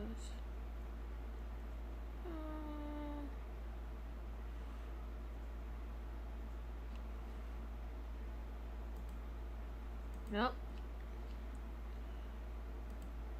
Nope.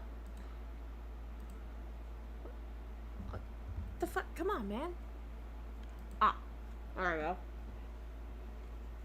Well, yeah, of course I'm gonna watch the Dragon Maid movie.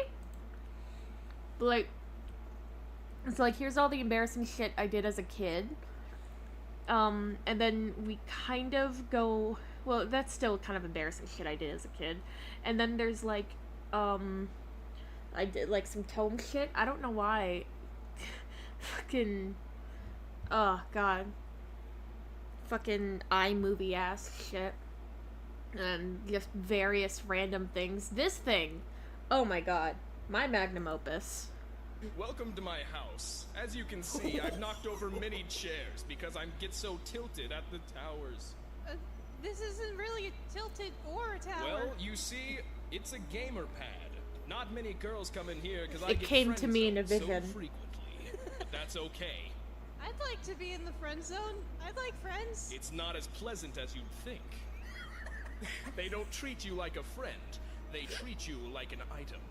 Sometimes I wish I could be more than just an accessory to these women. But unfortunately, as a gamer, I don't get respect. Well, I'm not a gamer, so maybe they'll respect me.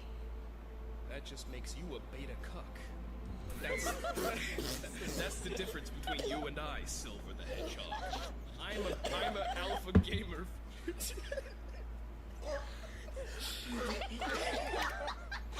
Anyway, where we dropping, boys? The beauty of Shigaraki, the alpha gamer. My fucking magnum opus. But yeah, so like there's this weird transition period of like very clearly I didn't know what I was doing here.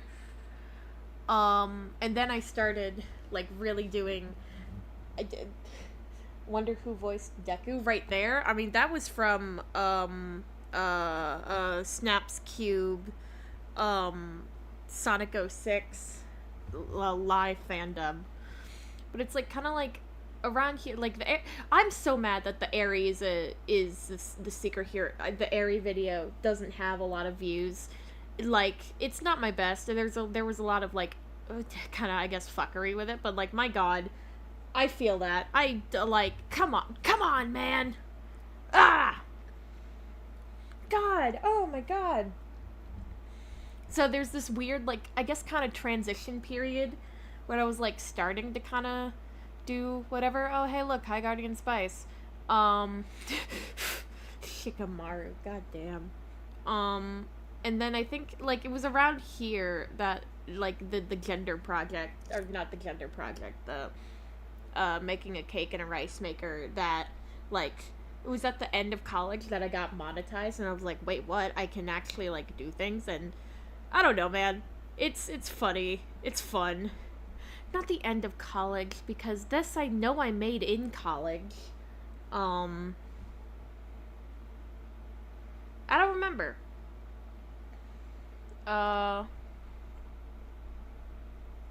Anyway.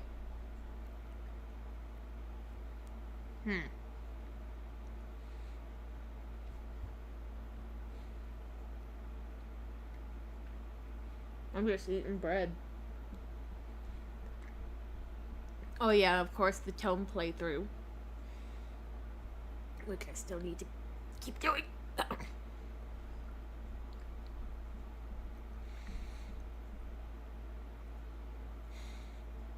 By the way, Bunny, the person who I talked about in the Happy Sugar Life video is the same person that I talked about in the Magical Girl Raising Project video. Because I don't know, they're just based. Bunny's based as hell.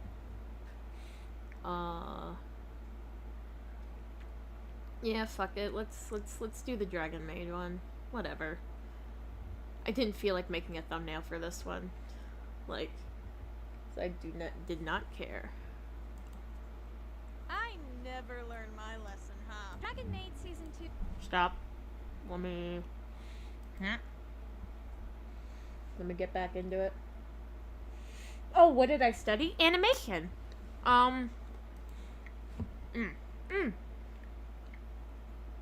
Sorry, swallowing bread.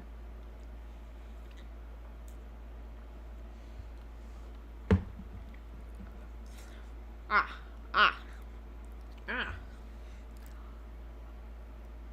I have like this weird tooth, like, in the back, and I think it might be like a wisdom tooth or something.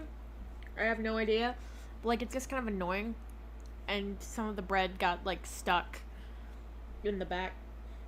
Anyway, but yeah, I studied animation. And I have thought about posting my thesis film that I did on YouTube, but self-conscious about it. But I need to not be self-conscious because my teachers liked it, even if it was a little, you know, rickety. But that's like, student films are supposed to be rickety, you know?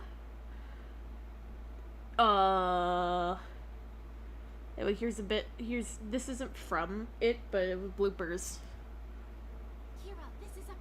scene. What is this, the murder weapon? Get off my dick!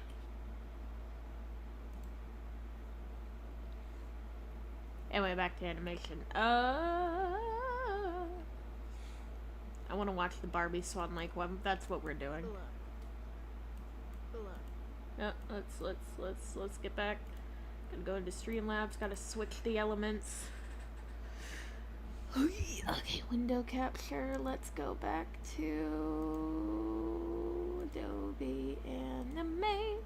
Yeah. Wait. Yes, it's still on the screen. Nice. Cool.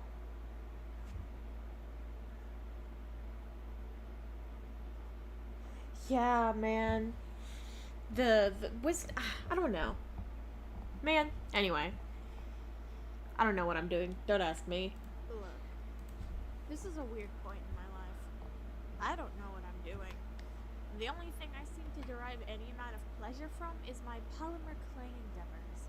So, in an attempt to feel, we're going to Swan Lake. I had to find someone else's footage of the Swan Lake Like any girl CD-ROM, growing up in the 2000s, like I watched because direct-to-VHS like and mine was DVD corrupted. It wouldn't play the opening cutscene. Barbie animated movies. These things are classic, and while I haven't watched most of them in years, I remember the feelings they gave me. Though I did recently rewatch Magic of the Pegasus with a friend, and like, there's something so charming about it. It feels fake, but in the way that a playground is fake, like a set lovingly crafted to explore and adventure in. Barbie of Too Swan Lake big. is the third animated Barbie film released in 2003. Like every other Barbie movie, it is perfect and without flaw. But we aren't talking about the movie. I tricked you. It's gamer time.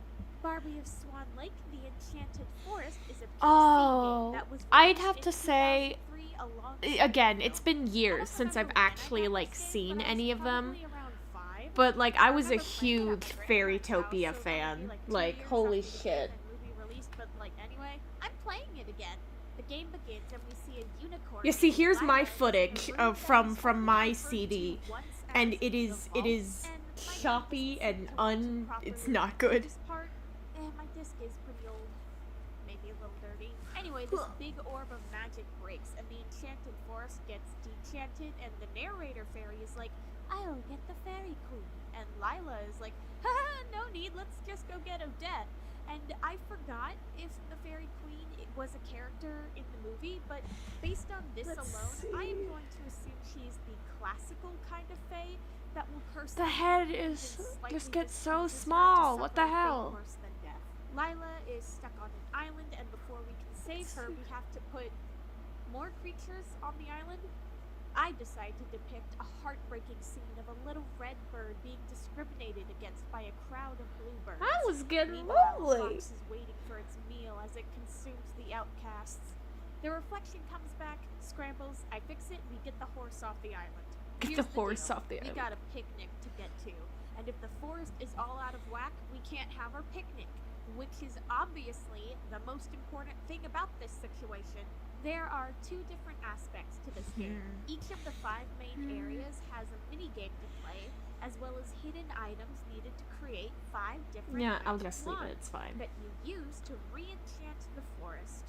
Find the ingredients, pop them in the jar, tap them in the right order, and bam! Flower wand. Drag it around, and the forest is filled with flowers in no time. Ah, God. Quite frankly, the wands are the best part of this game. Wait, I'm gonna. It's like half of the animation is just watching it back over and over. So let's just.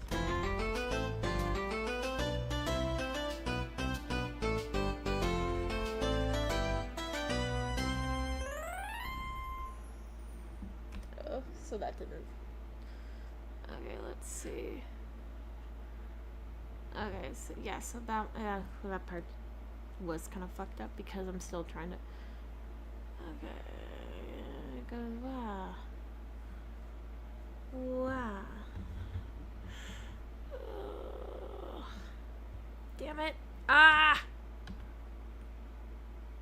This is just the process. It's fine. fine. This is fine. Whatever. They're what I remember most about playing it as a kid, and there was a real joy in trying every different Let's try wand this. in every different location and seeing what new things would pop up. Why am I talking about this in past tense? It's still fun. I adore this even now. Next stop is the flower tree, and I wonder what I did now. Whoops! anyway, we have to I find think I four wanted this additional video flowers to that all play the feel same like song. And like I one of those love old how these school things are animated. like Oh, video so game good. reviews. Oh, so good. After a quick music Like, those were the preview, we vibes I find was more going items, for. Whap, bam, boom, and we get the fairy wand. Let's enchant this dang forest. Next, we go to the Fairy Valley. Here, I went right for the wand materials, and I got stuck for a while. While everything is gray, some items are really hard to find, like the eggshells. But I found it. This game for 5-year-olds won't beat me today. Slam that stuff in a jar and sparkle wand. Going to actually Oh, fix God. the fairy painting, this is one of my favorite parts. Not because of the gameplay. So it doesn't sneeze even built let you up and then free it went draw, back down. but because the concept of this brush alone and the setting was so alluring to me as a kid and as an adult. Dipping the magic brush into the rainbow Let's water to see. absorb the color, it's just, oh, it's so charming. After dusting the line art, I can color this image any way I choose. There are a couple different pictures that the image could be, but this time I got a hedgehog. Porcupine? It's probably a porcupine. Regardless, I made it Sonic. After momentarily getting lost because this map is cracked as hell, we make it to the Let's see. swan's nest. The eggs fell out of the nest, and we have to put them back in a certain order. Something about the colors or shapes having to match. I don't know, but the babies hatch and they're kind of cute and they're hungry, so we give them bread. And I don't know if it's just me, but I have always Note to wanted self, eat don't this bread. not note Like, to self, oh, but the way like it crumbles and the PSA, swans eat it don't is feed so appealing, and I want to have don't some. feed While waterfowl the swans nap, bread. we gather the wand materials. The bottles are sparkling with magic. Rainbow wand. Slap this place with rainbows and move on to the crystal door. This is the final area of the forest, and just beyond the door is the location of the moonlight picnic. Get the stuff? We've added all the right items to that bottle. We've added all the right items to that bottle. And we get the itsy bitsy wand. This adds little critters everywhere, but only the whimsically cute ones. Time to help the fairies light their lanterns, which includes multicolored fireflies, which I guess theoretically could be possible depending on the chemicals within the fireflies. I'm not sure how that would work entirely, but now I'm thinking too hard about it. Anyway, I spin love the thinking lanterns too and hard gather about the things. fireflies in the right color. This is the most skill-based game, I guess. It's mostly a waiting game as you watch the fireflies not fly up into the lantern. Then all of a sudden one comes out of nowhere and you gotta spin the lantern to get to the right color, and god damn it, they don't get in! The worst is when two different fireflies are coming at you at the same time, but their colors Me are on getting opposite upset at sides this of the game wheel. And that you I just played sit when there I was like, how do literally you like expect 5. children to do this? How did I do this? Put the lanterns on the houses and do it again one more time. And we're ready to go to the picnic. But first, I want to go back and fully explore what each of the wands can do in each area. Also, because I'm thinking way too hard, I'm going to make a wand tier list because that's apparently the best way for me to communicate my thoughts. The flower wand is a solid B tier. It's nothing spectacular. It makes flowers and that's about it. Though sometimes it is a little weird. Like this one spot by the flower tree, it creates a little pot of flowers. But like, why don't you just have a bush? Why is there like just a pot by a river? It's a little weird. Not to mention, but regardless of what wand you use, once you've enchanted the forest enough, a bunch of flowers bloom no matter what. But it's a solid wand. Good for a first Everyone start. should make Next their is the own fairy wand, and it wand is tier list. objectively the best. This game's aesthetic of fairies is all golden swirls with this sort of opalescent, purplish white texture. Not only that, but it is more versatile than you think. Not only does it have the golden swirl aesthetic, but it also does mushrooms and other foresty things in certain spots. My only complaint is sometimes the shining gold stands out a bit too much, even for an enchanted forest. But for the most part, S tier. Sparkle Wand. By sparkle, it means crystals, jewels, delight, occasionally stained glass. I like the idea of this one on principle, but some of the changes feel too unnatural. Like, the tree in Swan Lake just gets super polygonal. Most of the time, it just looks like the third Pokemon movie happened here. But it does add some nice pops of color, and I have a deep appreciation for all the stained glass. Huh? A tier. Speaking of color, next is the Rainbow Wand, and wow, is it June? Because Pride Month Yes, is it the only is. other time I see this many rainbows. While I would normally be super here for it, the saturation is just a bit too much for me. Not to mention the clouds that you create clashes with the natural parts of the forest that you can't change. Though I will say, the areas that are just given a subtle pop of color is, oh, super nice. Let's go C tier. And finally, the Itsy Bitsy Wand. Now, with its name and appearance, you would think it only makes bug-related things, but then we go over to Swan Lake and it makes a family of turtles, which, yeah, okay, turtles are little critters, but then it also makes a statue of a swan. Swans are not small critters. That's a whole waterfowl. I'm sad that by little critters it mainly means butterflies, dragonflies, ladybugs, you know, the girly critters. But this is a Barbie game and it was 2003. I'm just saying there needs to be more frogs, more toads, and more bees. But this one little snail guy is very cute. D tier. No F tier, because their powers combined, we can create the prettiest forest ever. Also, this game is such a delight and nothing in it could ever be F tier. Anyway, we make it to the Moonlight Picnic. Everything is here. The baby swans, the musical flowers, and the painting. After a quick enchanting, we are given a special wand that can change day into night. But first, I gotta make sure everything is perfect. There. Perfect. Everything in this game is randomized, from the wand. Did I not add music in this video? What the hell? Flowers will play the right music, what painting you'll get, and what the Let's swan see. eggs look like. Great for repeat playthroughs. Jokes aside, though, this is not a hard game. Absolute shocker, I know. But playing this has always been a comfort to me, and it still is. If you put a gun to my head and tell me I have to make complaints, it is annoying how you can't, like, switch profiles mid-game. You click the back button, and it's all, are you sure you want to leave? And you hit yes, and it closes the whole program. So then you gotta boot it back up, and it's like, come on, man. Also, once you go through the crystal door at the end, you are stuck there. You can't explore the forest anymore, so just change up the picnic area however you want. The game doesn't tell you that this is the point of no return. Mega sucky. This game is pure, girly pop comfort, but not in the hyper-glamorized, hip and trendy fashion, everything is pink kind of way. Though that is a vibe I enjoy on occasion. But the setting of an enchanted forest, creating magical wands and weird potion bottles, the overly saturated set I should pieces make those some of those wands in create, glass. I remember vividly imagining being in this world, walking through the forest, creating the wands, dancing with the flowers and fairies. There's something subtly, but distinctly feminine about it all.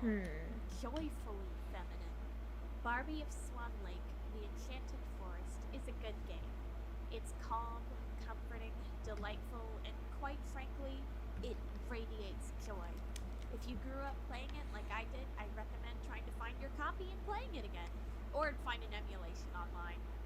Just for funsies, I want to shout out some YouTubers who specifically take looks at media and internet stuff from roughly this area. If anyone else is interested Era. in diving Why did I deeper. say area? Lee Speaks is super good, and Izzy's has a bunch of different videos on a bunch of different things. So, yeah. Also, for some reason, I'm hyper-fixated on getting the world record for speedrunning this game. Go to speedrun.com to see if I've done that. I have not.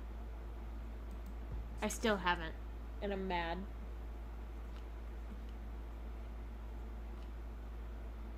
Let's see.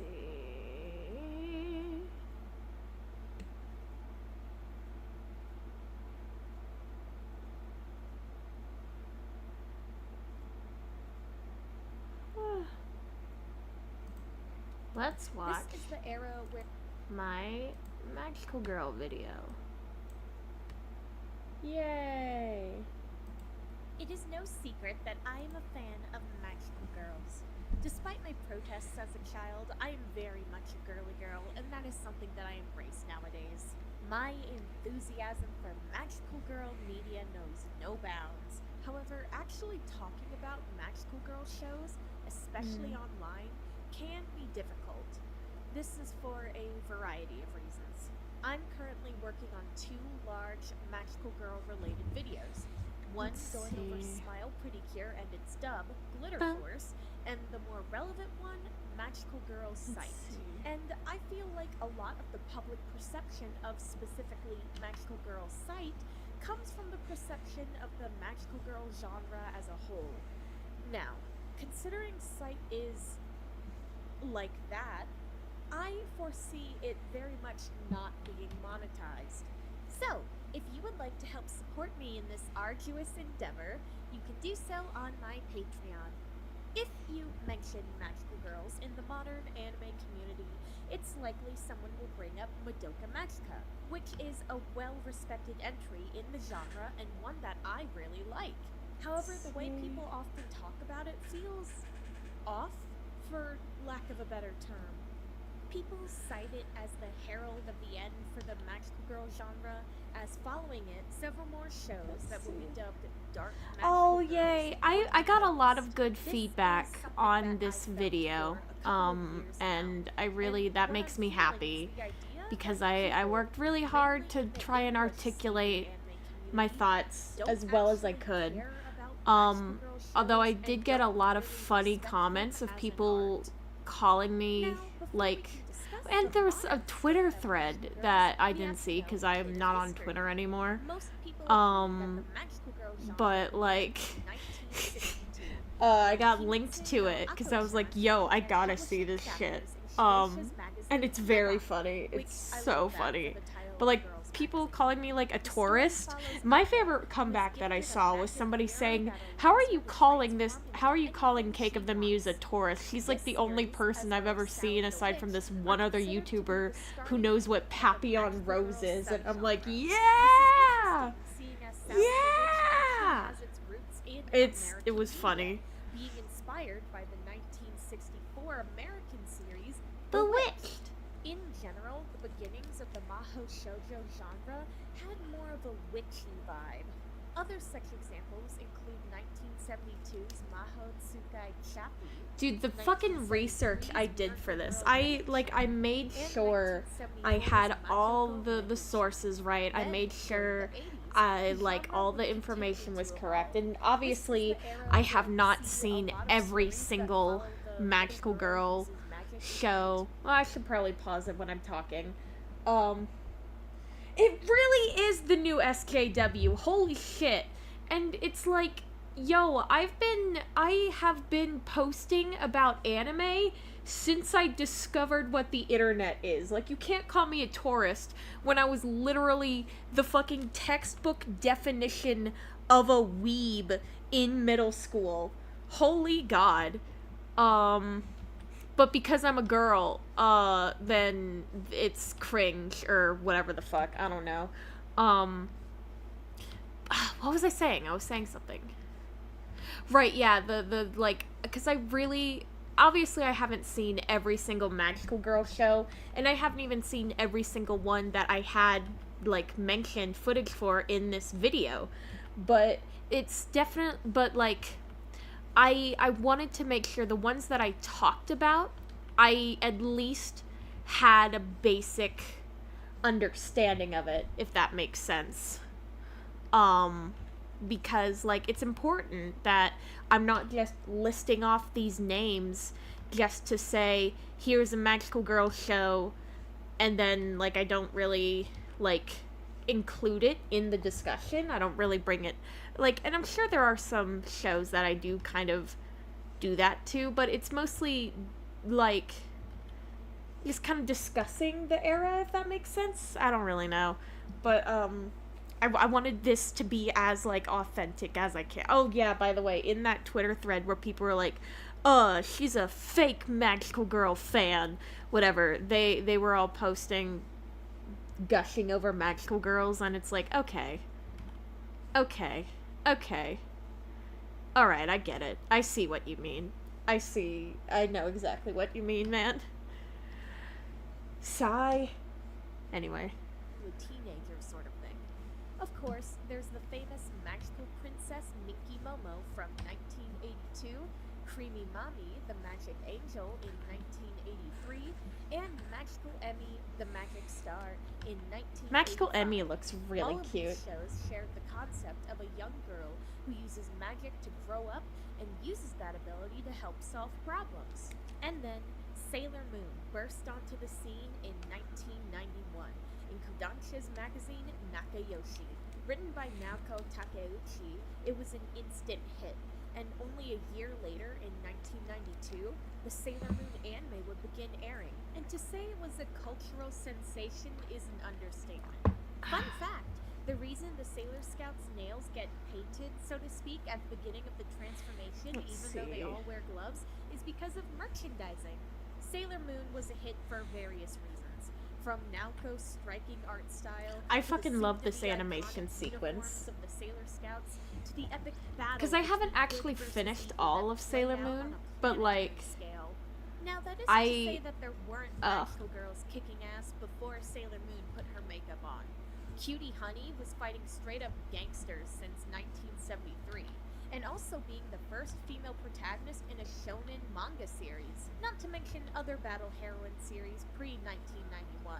But there would be an uptick in more action-oriented I need to magical girl finish stories. Magic Knight Rare. Wedding Fuck. Peach, Cardcaptor Sakura, Nurse Angel Ririka, SOS, Corrector Yui, and Phantom Thief Jean all followed the more I need to plot-driven watch all these. battle I movie have style all of Magic them. Girls.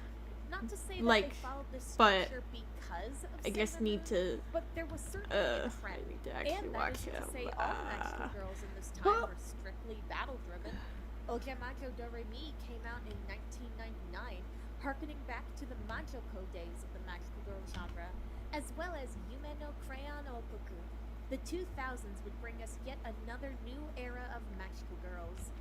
Tokyo Mew Mew, Princess Tutu, Powerpuff Girls Z, Pre-Tier, Full Moon o Sagashite, Mermaid Melody, and of course, the eventual powerhouse that would become Pretty Cure. Fans of magical girls were living large in these days, especially with several of these shows getting an English dub, which allowed for them to reach a wider audience. Now, the quality of those dubs varies, but what was important is that people outside of Japan were seeing these shows. Defining a genre can be both simple yet difficult. Obviously, if a story has magic of some kind, it's fantasy. Let's see. If it focuses on the development of a romantic relationship, it's a romance. If it has hyper advanced technology, sci fi. But even there, it's not always so cut and dry. Science fiction stories can have romance in them. Romance stories can take place in fantastical worlds, and fantasy stories can have elements of advanced technology. So when we get into more specific genres, that becomes a bit harder to define. So, what is a magical girl story? The most basic definition of a magical girl show is a show With a with a girl. who is magical. It's a pretty self-explanatory genre. What else do you want? Jokes aside, a better basic definition would be a young girl with magical powers who often, but not always, uses those powers in an alter ego. There's also a deeper and interesting history involving demographics and marketing in Japanese media. Yeah. Despite popular belief, shoujo and shonen are not genres, they are demographics. In See. anime Come and on. manga, there are a couple of different demographics: shonen, shoujo, seinen, josei, and kodomo-muke. These demographics are quite literal, but because I'm currently speaking in English, I need to translate them. Shonen is young boy, and shoujo is young girl. Seinen is young man, josei is young woman, and kodomo-muke is children. These categories are not concrete.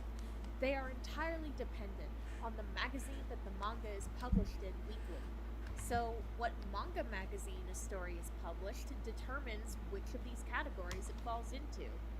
For instance, the case study of Another Gravitas bit has of a me large just female wanting audience, to and people fucking make jokes about it having a lot talk of about fujoshi case study of female Vanitas. appeal. But it's not a shoujo series. Rather, it's a shonen series because it is published in a shonen magazine. Fuck. Going back to Magical Girls, there are loads of different kinds. Some get their powers from supernatural beings, some get them through the power of science.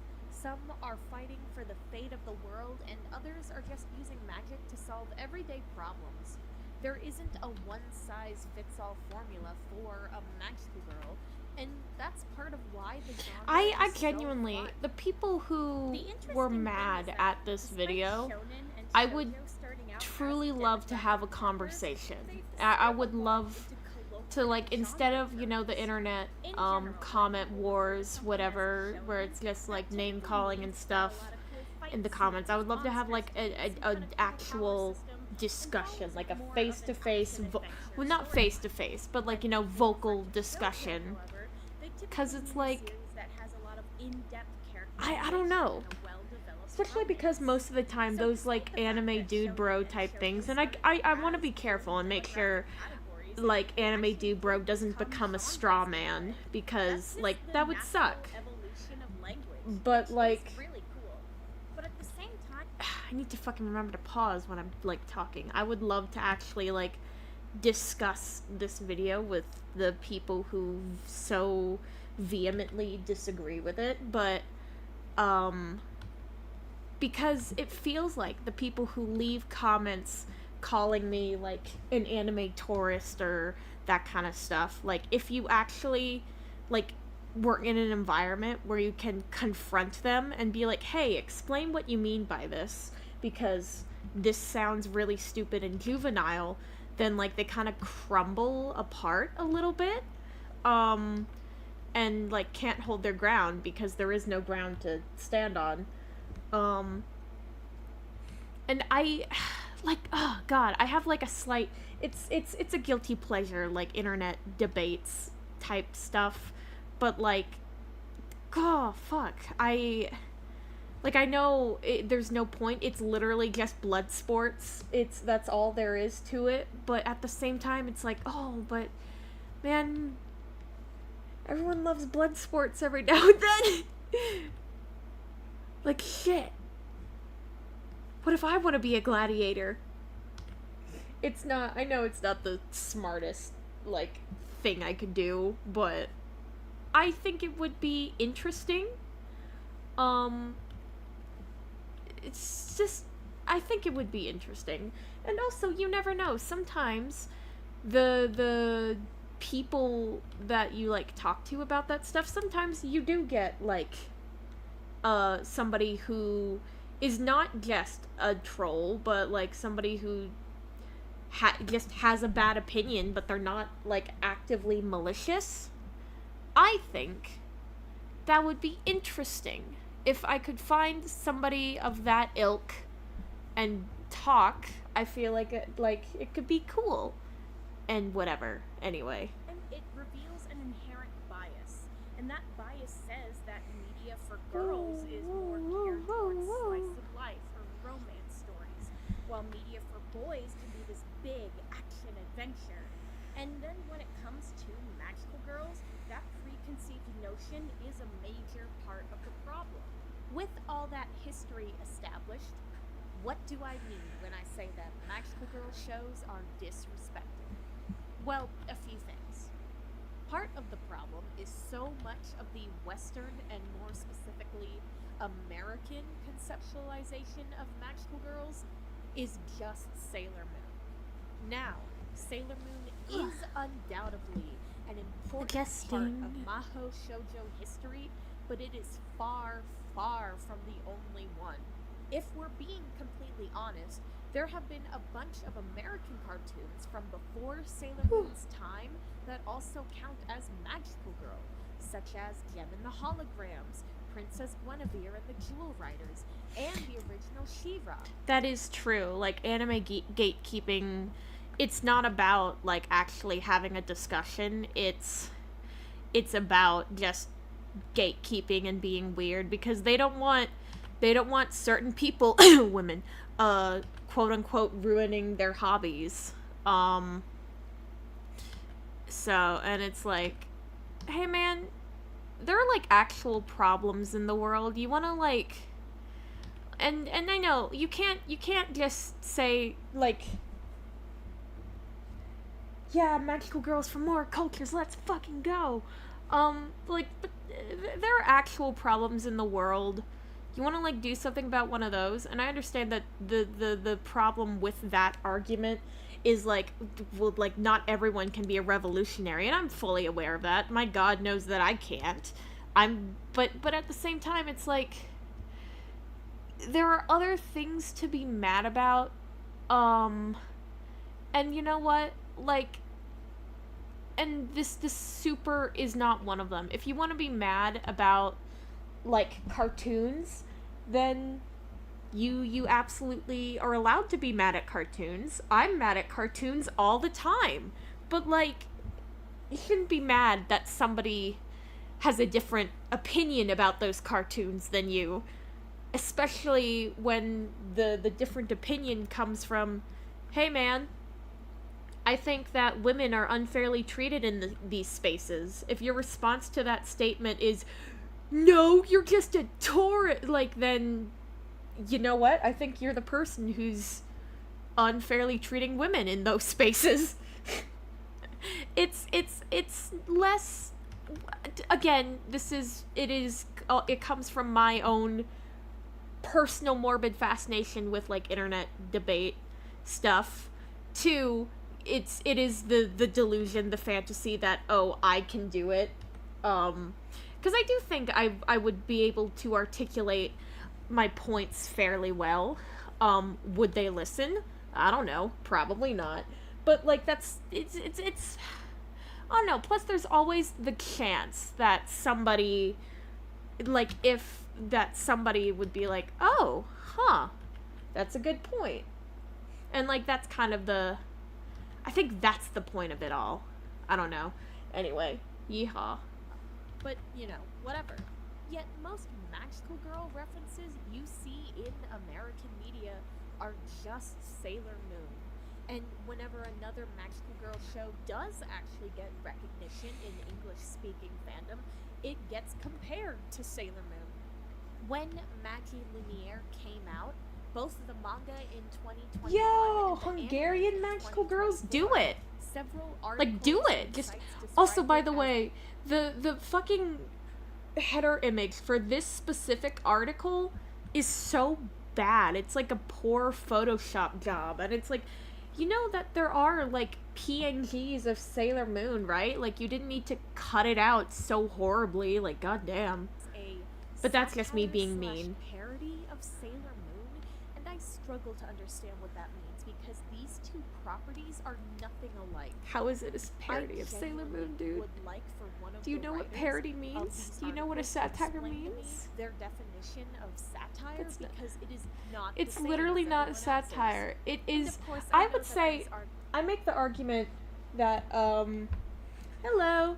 I make the argument that if anything, Magie Lumiere is more like My Hero Academia in that it takes this inherently fantastical concept and turns it into a 9 to 5. And the important thing about Magie Lumiere, as well as My Hero Academia, is that it never loses the fantastical appeal of its base concept. Like, Magie Lumiere is all like, magical girls give people hope and they make people smile, and we see that in how the magical girls of the story go about their jobs. Like, the Lily, she tells, like, even when things are going super badly in a mission, she tells Kana, you have to keep smiling because, like, people are watching us doing our work and we need to assure them that everything is going to be okay. Like, it's not a satire parody, it's just a different take. And it's it's a good one. And again, like I said, similar to My Hero Academia, it takes this inherently fantastical concept, turns it into a 9 to 5. And it's really fucking good. Ah! Articles are clickbaity fluff pieces, but it still does have an impact on the perception of magical girls. But then it comes to the question of why. Why is it that Sailor Moon and occasionally Cardcaptor Sakura Yeah, are that's the what only Magie shows people Lumiere actually is. bring up when talking about magical girls, unless you're in a specific magical girl community? That's probably why because that- not a lot of magical girl shows get dubbed anymore, which limits. This is also another point that I feel very strongly about. The fact that magical girl shows do not get English dubs for the most part. That has sort of been changing. We have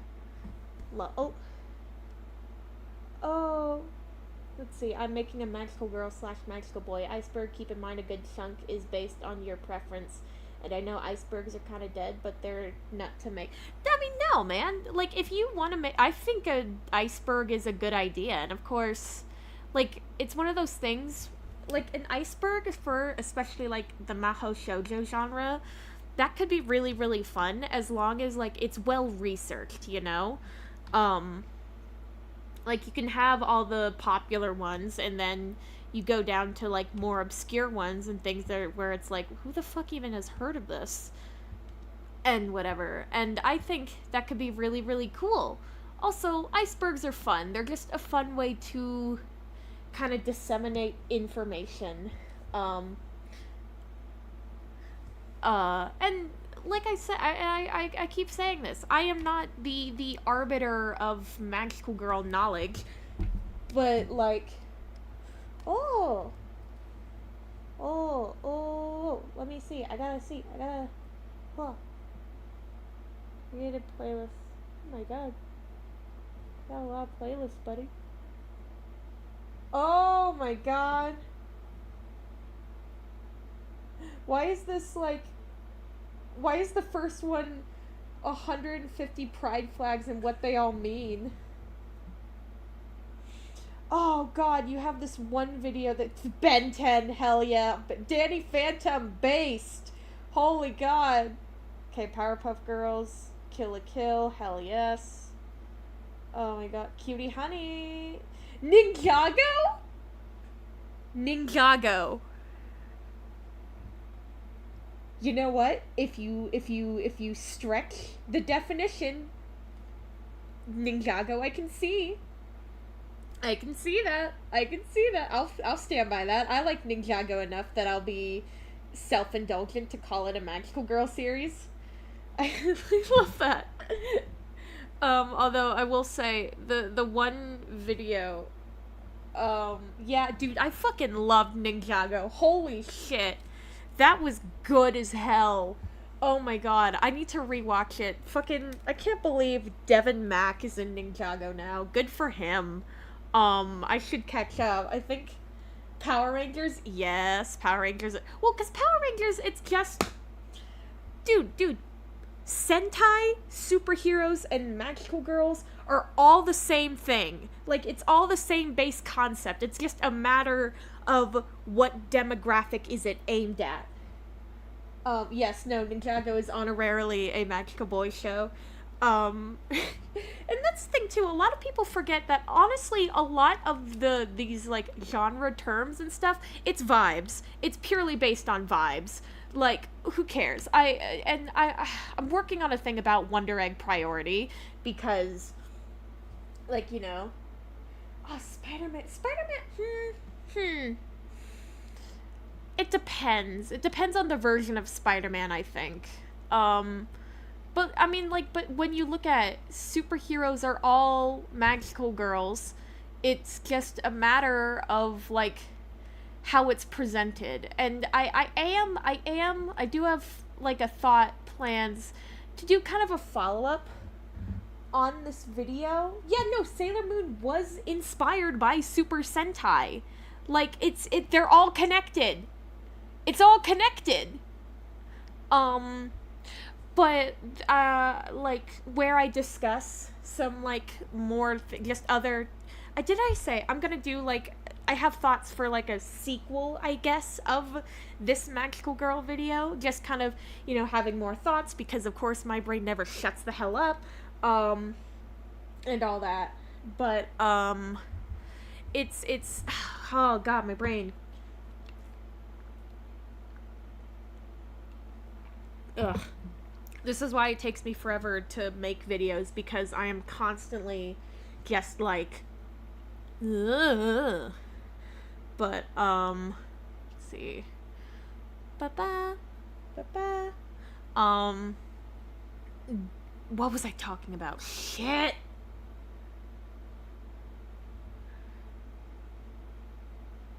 Fuck.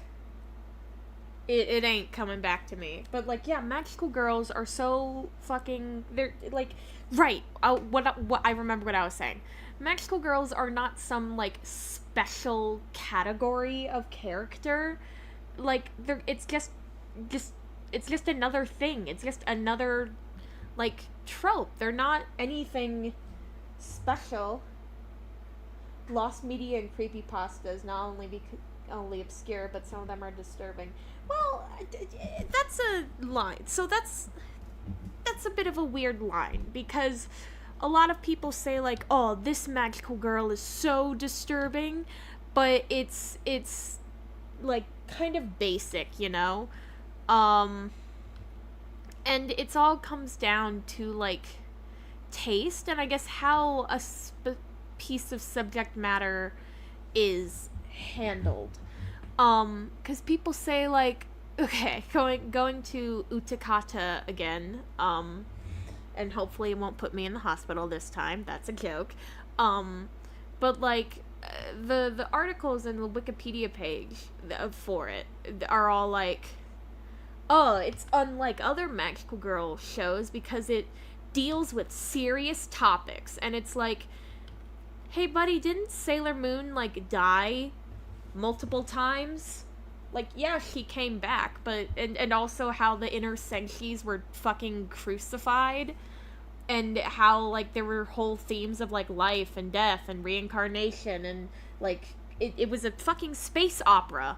Like, come on, you can't get like, that's.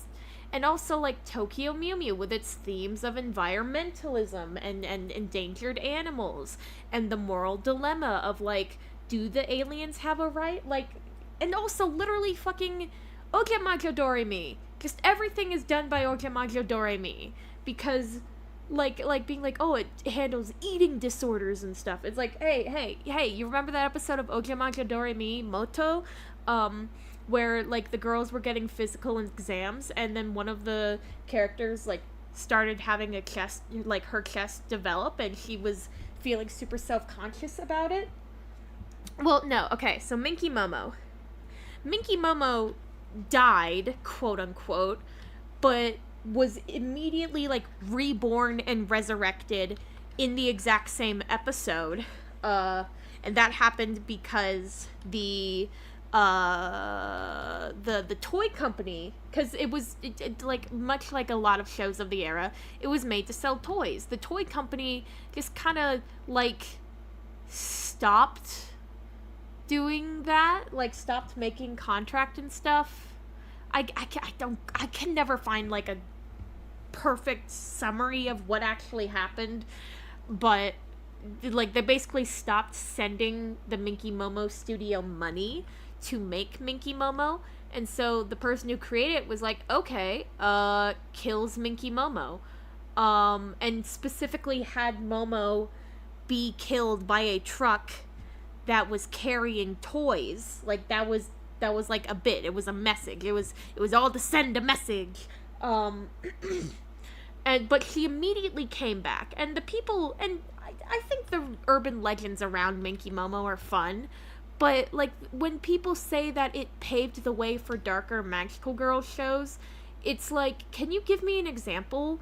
Because it's like, oh, Minky Momo walked so that Madoka Magica could run. And it's like, where's the parallel between, like, something from, like, 1997 and 2012. Like, what how do you draw that line? How do you draw that line? You can't. You can't. And like that's also just a personal pet peeve. I will be very frank about that. There are a lot of this video and discussion are just like my personal pet peeves, but like that's kind of what you get when you click on a video. That's like it's just I don't know. It's very the response to this video was very interesting because I had a lot of people saying, "Dude, literally yes, that is 1982. My apologies. Oh god, I'm about to sneeze. Wait. I'm bad at dates, man, and numbers. But like that, honestly, that just makes my point even stronger. How do you go from 1982 to 2012? That's like, I just said I'm bad with numbers. Please remember that. That's like 20 years difference. How do you draw a straight line from one to the other? You don't, because there isn't one. But like, I was thinking something and then I forgot. Yeah,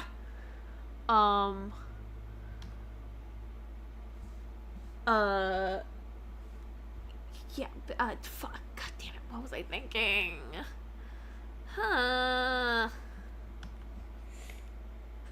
Oh, hi, Faf. What's up, my guy? Shit. Yeah, I'm trying to animate, and so, like, yesterday I was streaming on Twitch, and straight up watching H Bomber Guy's YouTube and plagiarism, video, but then, but I'm like, you know, since I am animating something for, like, my channel, I should stream on YouTube. But I definitely couldn't get away with just watching, like, H Bomber Guy, on here. So, I was like, you know what?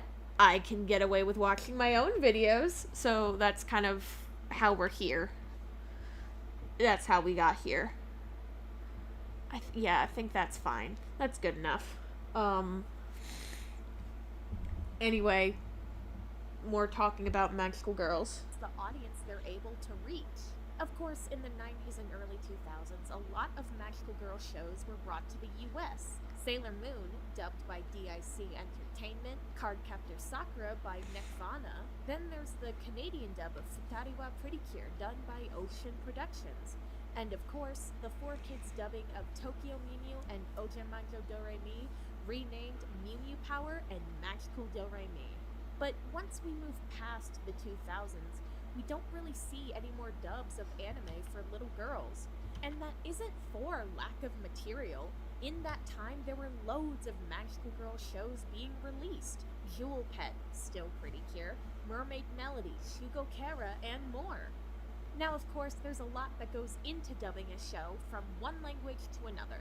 American entertainment companies have to see a show, decide that they want to dub it, get the license and rights to do so, and then, you know, do all the normal things you would do with a new show.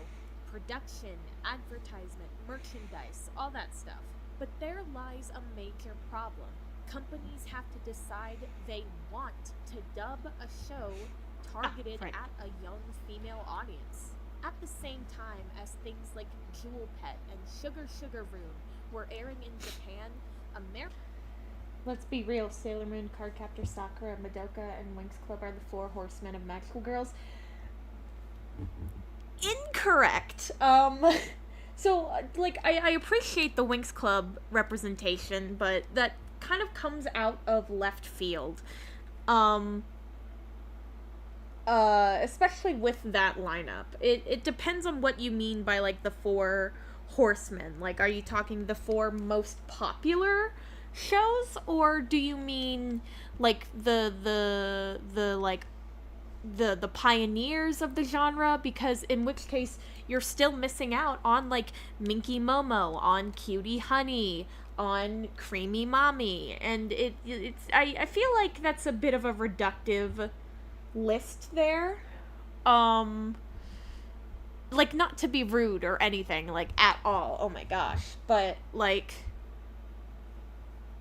Or is it, or are you saying it's like, oh, these, like, reduced the genre to, oh, the most popular? Well, if we're talking most popular, I definitely would say Sailor Moon. Sailor Moon, obviously, and Madoka. Let's see. What else would be the most popular?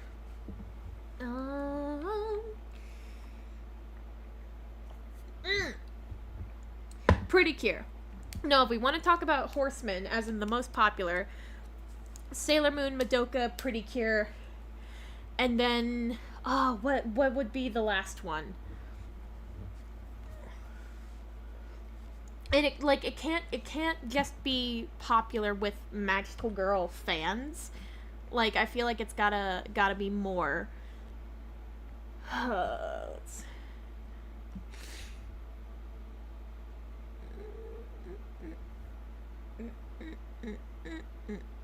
That is really, and that's something I think about a lot. Pretty Cure is the Magical Girl series in Japan. It is the thing that everyone thinks of pretty much when they think, oh, Magical Girls, and kind of monopolize the entire genre. That's something that comes up later in this video. Also talk about the general public. Yeah, but like, again, what general public are you talking about? Because in Japan, Pretty Cure is fucking huge. And so it's like, I don't know, man. It's just a lot, and that's okay. And that's also why, specifically in this video, I am talking about the Western fandom, because like Pretty Cure is this huge titan in Japan, but when you come over here, who the fuck cares about it? Like, if it's aside from people on the internet who like Magical Girl shows and go out of their way to find them. Yeah, Faf! Yeah, no, Pretty Cure's fucking huge in Japan. Thank you, Faf, for proving my point. Oh, God. But it's like, oh, my lord. I'm trying to think. America and your basic anime fan. I mean, but then again, like, describe basic. I don't know. I understand. I feel like, if anything, if those are your criteria, it's like the average American anime fan. I do agree, like Sailor Moon, Cardcaptor, Madoka Magica. I don't think Winx Club. I think they would default to, like, let's see. I had a thought in my head.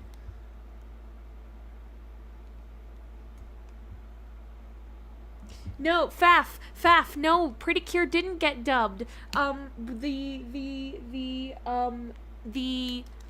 The first season, Futari wa Pretty Cure, was dubbed only in, it was only Canadian. Only Canadians got it, which is unfair. And then, like, 15 years go by, and then we get fucking Glitter Force, which sucked. And I am working on that video. I have started doing that a bit more. And it's like, ah! Oh my god! It's, yeah, man. Yes, exactly. The most important magical girl. Like, of course. Like, this is just... And this is another thing, too. Faf, you're like, what? Like, this is another thing with magical girls that I feel like is important, too, is the fact that, like, people... For real, timeless magical girls are the most important. Like, people make magical girls out to be, like, this special thing, but, like, they're just superheroes. It's just superheroes, and different superheroes are popular at different eras of the decade, you know? Like, it's not, like, they go through the same cycles as every other, like, genre and medium, but for some reason, because it's girly media, it gets treated differently. And that's weird. Um, ugh. Anyway, I am going to BRB.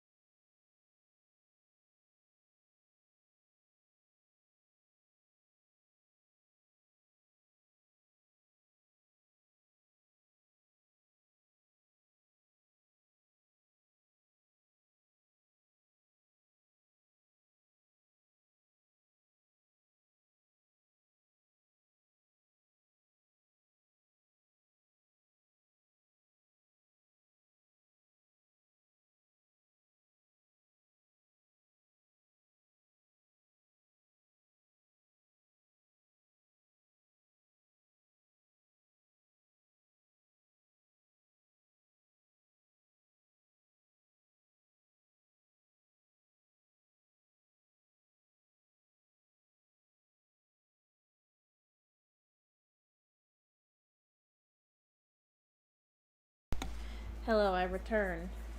Uh, yeah, speaking as a game dev, I find it's kind of sad. It feels like magical girls are mostly treated more like a joke. Yeah, no, that's also definitely true. Um, which sucks. Mostly they're like Easter eggs and whatever.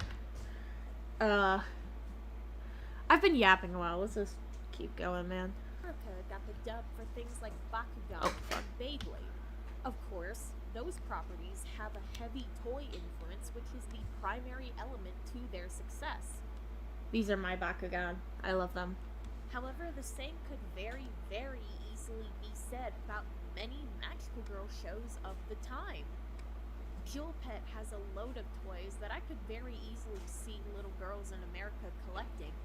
Fushigi no Boshi Futeko Hime, which would obviously need a name translation, has loads of cute toy potential, and Pretty Cure has a huge merchandising aspect that we'll talk more about later. So how come only the shows that traditionally appeal to young boys got brought over to America? No, that doesn't work. Unfortunately, a lot of this is just straight up misogyny. Companies, especially Here's at where that people time, got mad at didn't me. feel like there was a viable market for a young female audience. And historically, women and girls have been a demographic often neglected. Then there's the general modern discussion of magical girls.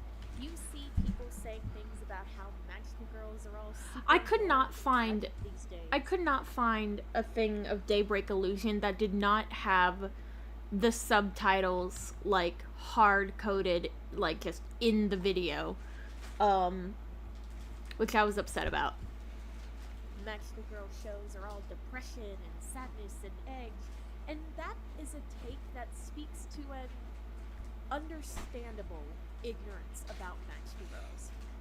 So, I would like to put forth a hypothesis that has very little concrete evidence behind it, but it's something that I've picked up on over the years from seeing Annie-tubers and other people online talking about magical girls, and that is this. See, in the 90s, if you wanted to watch a show, you had to be My on MS a Paint certain drawings. TV channel at a certain time. But of course, you'd probably want to get ready a little early so you don't miss it. So you end up watching a little bit of the show that comes on before yours. Or maybe you're watching cartoons with your little sister or something and end up watching one of her shows and you start really liking it. That, I believe, is what happened to a lot of young boys in the 90s. They wanted to watch Gundam or Zatch Bell or Dragon Ball, but before they could, they had to sit through an episode of Sailor Moon or Cardcaptor Sakura. Okay, the funniest thing, there was on, I think it was either in that like one Twitter thread that was mad about this video, but somebody said that I defended the Cardcaptor Sakura dub, and I'm just like, when did I do that? I did that as like a joke because I thought it was funny. Bruddy, I've never even seen the Cardcaptor Sakura's dub. What are you talking about? Motherfuckers will make things up to be mad at. They were kind of forced to watch the more girly cartoon, but ended up really liking them, and that's all fine and good. Great, actually. But then the internet becomes more of a mainstream thing, and with that comes streaming, as well as, let's be real, sites that hosted pirated anime. So generally, it was easier to find and access new shows. Those people who like Sailor Moon or Cardcaptor out of circumstance, do you think they went out of their way to find more of that type of show? Because the answer is honestly no. What the hell? Why would they? Their friends were probably talking about Full Metal Alchemist, Bleach, Naruto, Death Note, and so on. So why would they go out of their way to watch Jewel Pet Tinkle? Here's an anecdote. I had just explained this theory to my roommate, and they were like, yeah, that makes sense. Pancake waffle situation. I True. started watching a video about magical girls that I vehemently disagree with, and they were talking about how they liked magical girl shows. But I couldn't help but notice that they were only showing clips from two, and those two shows were Sailor Moon and Cardcaptor Sakura. And from the kitchen, my roommate shouted, This is literally proving your point. so, I'm right. I still stand by that. I'm correct about that. It's just like that. Honestly, that one video is like half the reason for this theory that I have, because it's like comical how like this person is saying like, I love magical girls. Magical girls are really cool. Magical girls. I watched so many magical girls as a kid, and then all the footage is Sailor Moon, Cardcaptor Sakura, and then the subject of the video is Madoka Magica, and it's like, the dude like mentioned other magical girl sorry, I'm so loud. Mentioned other magical girl things but was like, yeah, I didn't even know that Tokyo Mew Mew was a real show until I looked it up for this video. Ha ha. And then was extremely disrespectful. Not disrespectful, that sounds too, like, up my own ass. But, like, just kind of wrote off Pretty Cure, saying that it shits out a new season every year. And it's like, what was. So, like, you're just completely discounting those Magical Girl series because you. Well, not Tokyo Mew Mew. That guy just didn't hear of it. But, like, you're just discounting the literal most popular Magical Girl franchise because, like, you personally don't find it interesting. Like, again, that video is, like, 99% of my theory of, like, this is why the Magical Girl discussion online is the way it is. Because of that one guy who fucking basically proved my theory. And then, of course, Madoka Magica released in 2011. And partly because the show calls its characters Fair enough, straight Magical up girls are gay. the genre was pushed into Oh the yeah, Madoka forefront did of not the kill anime community. yeah. And for a lot of people, this was their first exposure to the concept of maho shoujos since Sailor Moon, and that was kind of all they had to compare it to. And now that the magical girl genre is back in the spotlight for the English-speaking world, people start to notice other dark fantasy magical girl shows. Daybreak Illusion, Yukina as a Hero, Magical Girl Raising Project, and what felt like the nail in the coffin, Magical Girl Sight. What was the reason for this trend, if not for the death of the traditional magical girl? I have two counterpoints. The first being dark magical girl shows have always been a thing. It isn't new. Everyone knows Revolutionary Girl Utena is a darker magical girl show, directed by Kunihiko Irohara, the same person Come who on. directed the Sailor Moon anime. Revolutionary Girl Utena came out in 1997, and it is very good. I watched it for the first time just last year and enjoyed it immensely. And once the show hits around the halfway point, it ramps up in the themes of abuse, incest, manipulation, and sexual violence. Pre-Tier from 2000 is another Pre-Tier's noticeably so darker fucking maho underrated, story. dude. Death I is a have I constant wrote a threat review within the for it, characters. and I Grief and promise I'll depression get there are core one day. themes, and there's subtle discussion and reference to suicidal ideation. So fucking Princess Junichi Tutu Sato is from just like, 2002 I'm gonna is fucking another make good the most example. based While it's magical not girl as thing ever. explicitly dark, it goes down a very existential path with themes of free will and destiny, and what that truly means. Not to mention, the trend of magical girls but for adults is nothing new. Panty and Stocking is an obvious example, coming out in 2011, but it goes much older. Papillon Rose started out And I as an mispronounced internet joke, Papillon a parody of Rose. Sailor Moon and Cutie Honey before, I think, becoming an actual OVA series. That's a little fuzzy. And also there's something called Butt Attack Punisher Girl. So like magical girl parodies with sexual overtones is super not new and super not unique. Not to mention what people consider traditional magical girls never actually Oh yay! went Have a good away. day.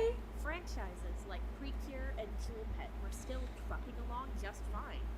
Little Witch Academia started out as a short film in 2013, which got a second short film in 2015, and then a full series in 2017. Then there's also Flip Flappers, and while that one is a bit more Me esoteric lists and off mature, every I wouldn't like put it magical the girl in dark between magical girl Madoka and category. Magical Girl Site. And then there's non-Japanese magical girl shows, which very much exist and should be included in discussions of the genre. Lolly Rock is a French magical girl idol series that began airing in 2014, and it even has an English dub. Flowering Heart is a co-production between South Korean and Japanese animation studios, which plays into the young girl transforms into an adult to solve problems type of thing. All of these shows came out between Madoka Magica and Magical Girl Sight. These shows are clear evidence that the magical girl genre was not in any way negatively impacted by Madoka Magica.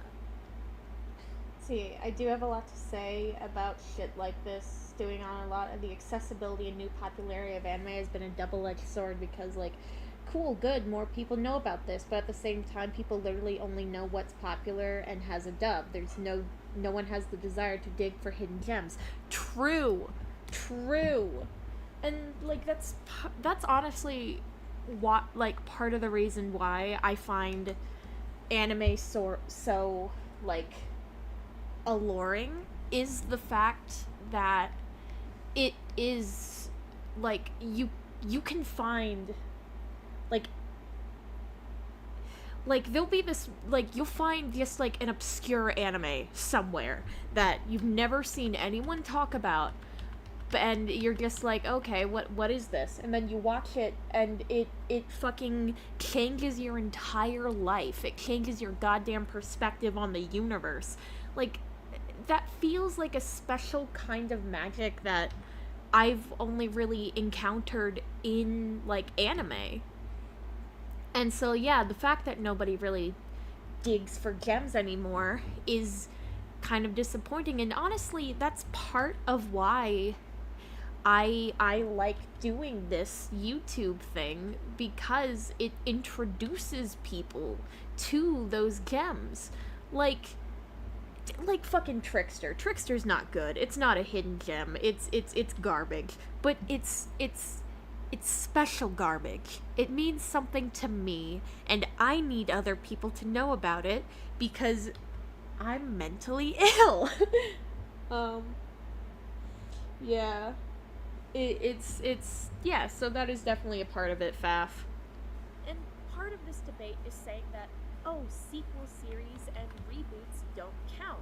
So the yearly seasons of Pretty Cure didn't count. Little Witch Academia didn't count either for some reason. Sailor Moon Crystal doesn't count, which I find the exclusion of those shows for the sake of saying the magic girl genre is dead is rather silly and stupid.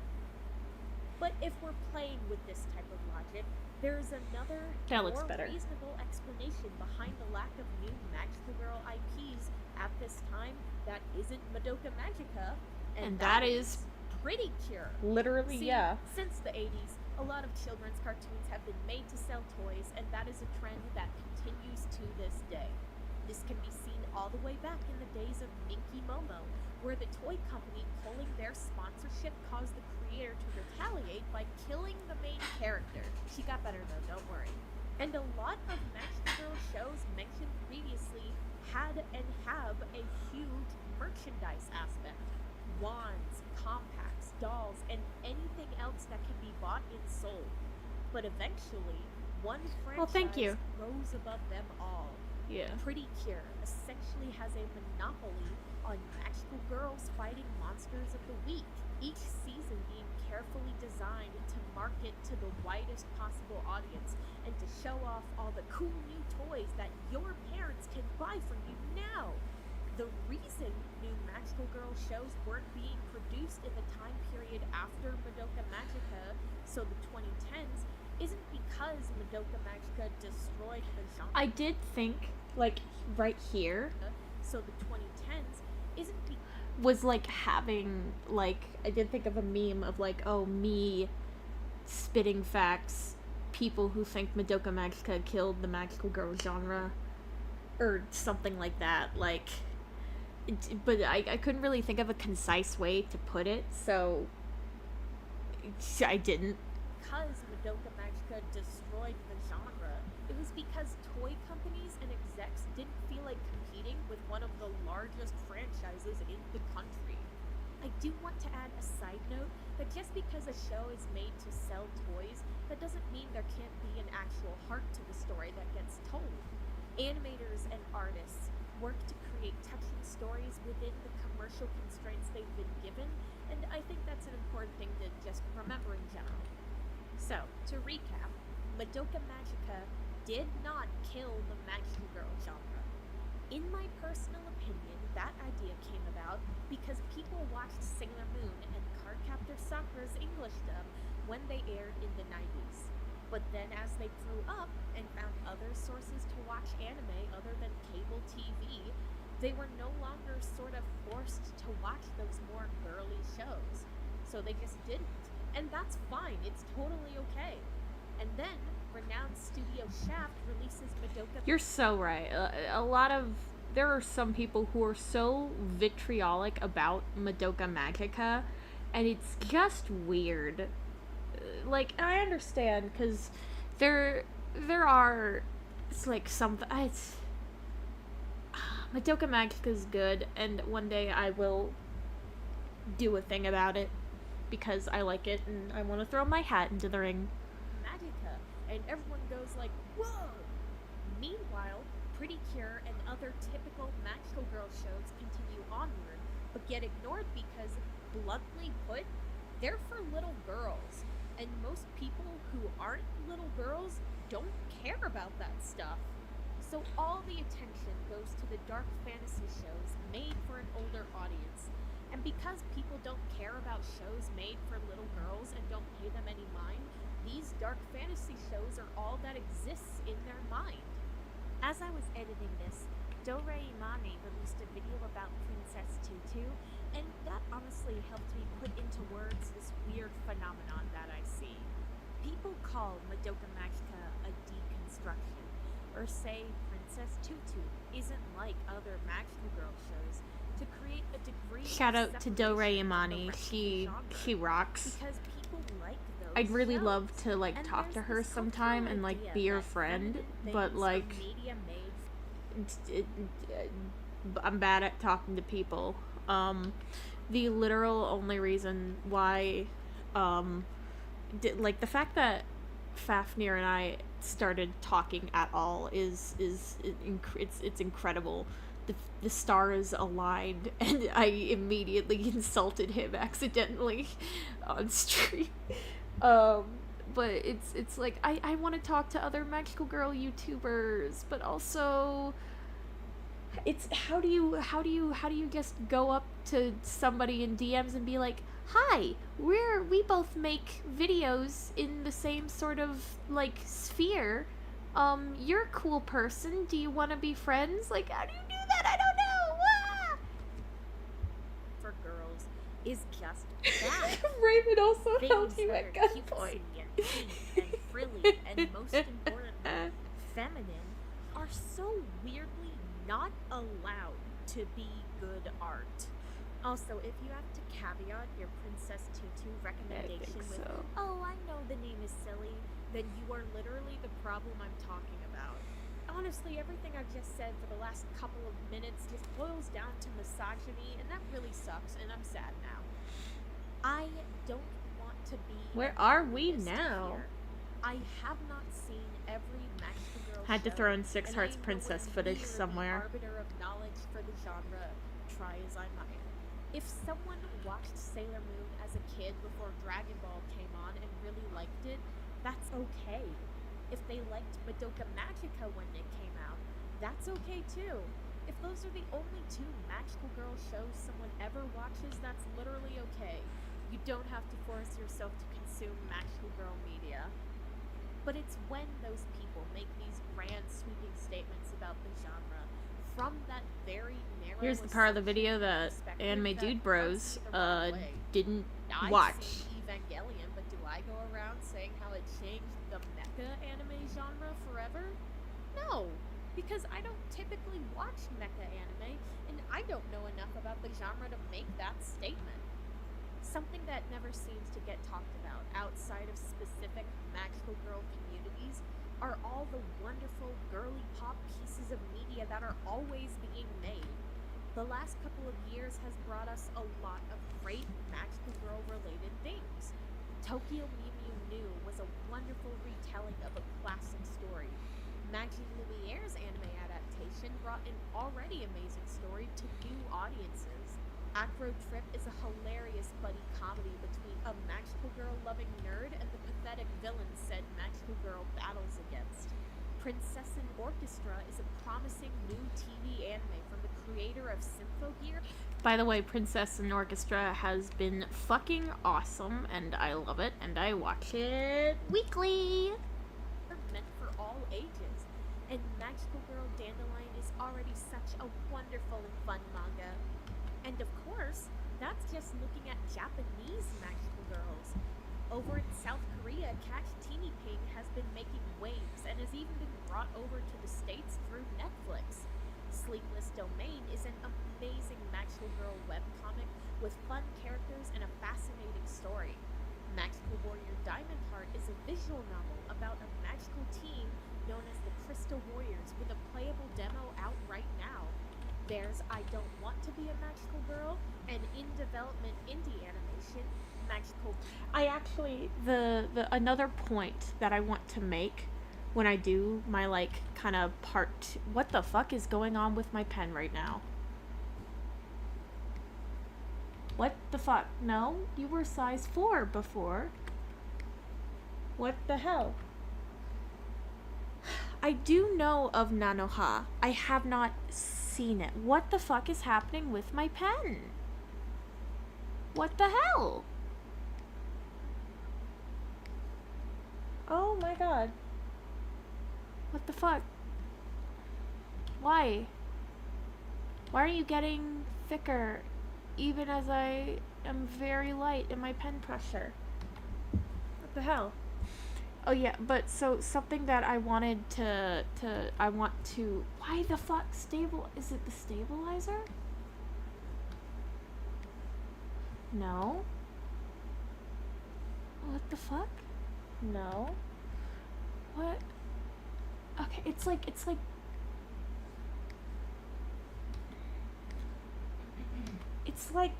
oh my god. There's like a lag. Like I do the stroke and it's not quite, what the ah! Animate, why are you like this? Huh. Stop. Anyway. Boy, story about a Right, I forgot. But I Don't Want to Be a Magical Girl, I saw somebody call it a deconstruction, and I was just like, fucking how? And I feel like a lot of the times when people say something is a Magical Girl deconstruction, which that's a whole other rant, because like, they just mean it's meta. Magical Girl, like, I Don't Want to Be a Magical Girl is not a deconstruction. It is meta. It is self-aware. It is self-referential about the kind of story that it is. So, there's that. boy who comes from a long line of magical girls. I'm so Be mad. it Puppy Cat, She-Ra, and the Princesses of Power, Steven Universe, all the classic Barbie movies, and even the new ones. I haven't seen the new ones, but like hell, let's have fun. I've been playing Infinity Nikki a lot lately, and honestly, huge Magical Girl vibes. And then there are Magical Girl characters from non-Magical Girl media. Sparkle Cadet from Craig of the Creek, Minerva from ReZero, Mamika from Recreators, and just...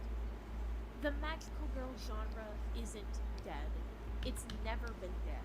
Okay, It just isn't pen's given back. attention by a community that values male protags always getting the girl, and the story always justifying their worldview.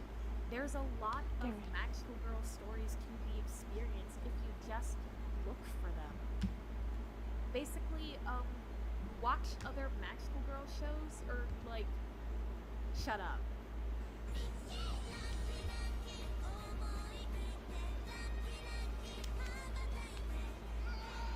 People seem to get a kick out of this bit.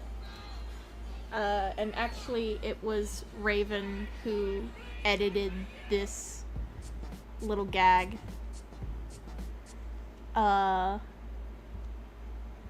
Yeah. So, yep. Huh. Okay. I'm definitely nowhere near done with this animation. But I definitely, I did more work on it, and that's, more than I can say than previously. And I like this. This has been fun. This was honestly a lot more fun than doing it on Twitch, just because there were more people like chatting and stuff. And that's pretty neat. And cool. How long have I been going? I have no idea. Let me check Streamlabs. Almost 3 hours. Good God. Oh my God. Anyway, I'm gonna probably pop this off here because I should probably do something that isn't sitting on a beanbag for the next 3 hours. I'm gonna save this. But yeah, thank you. Oh my god, I just realized the pose, the animation bit, and my character in the corner are doing the same thing. But yeah, damn, thank you. Like, thank you for coming. Thank you for discussing things. And generally, yeah, like, thank you for the support. It truly, truly means a whole lot. So, yay. Bye.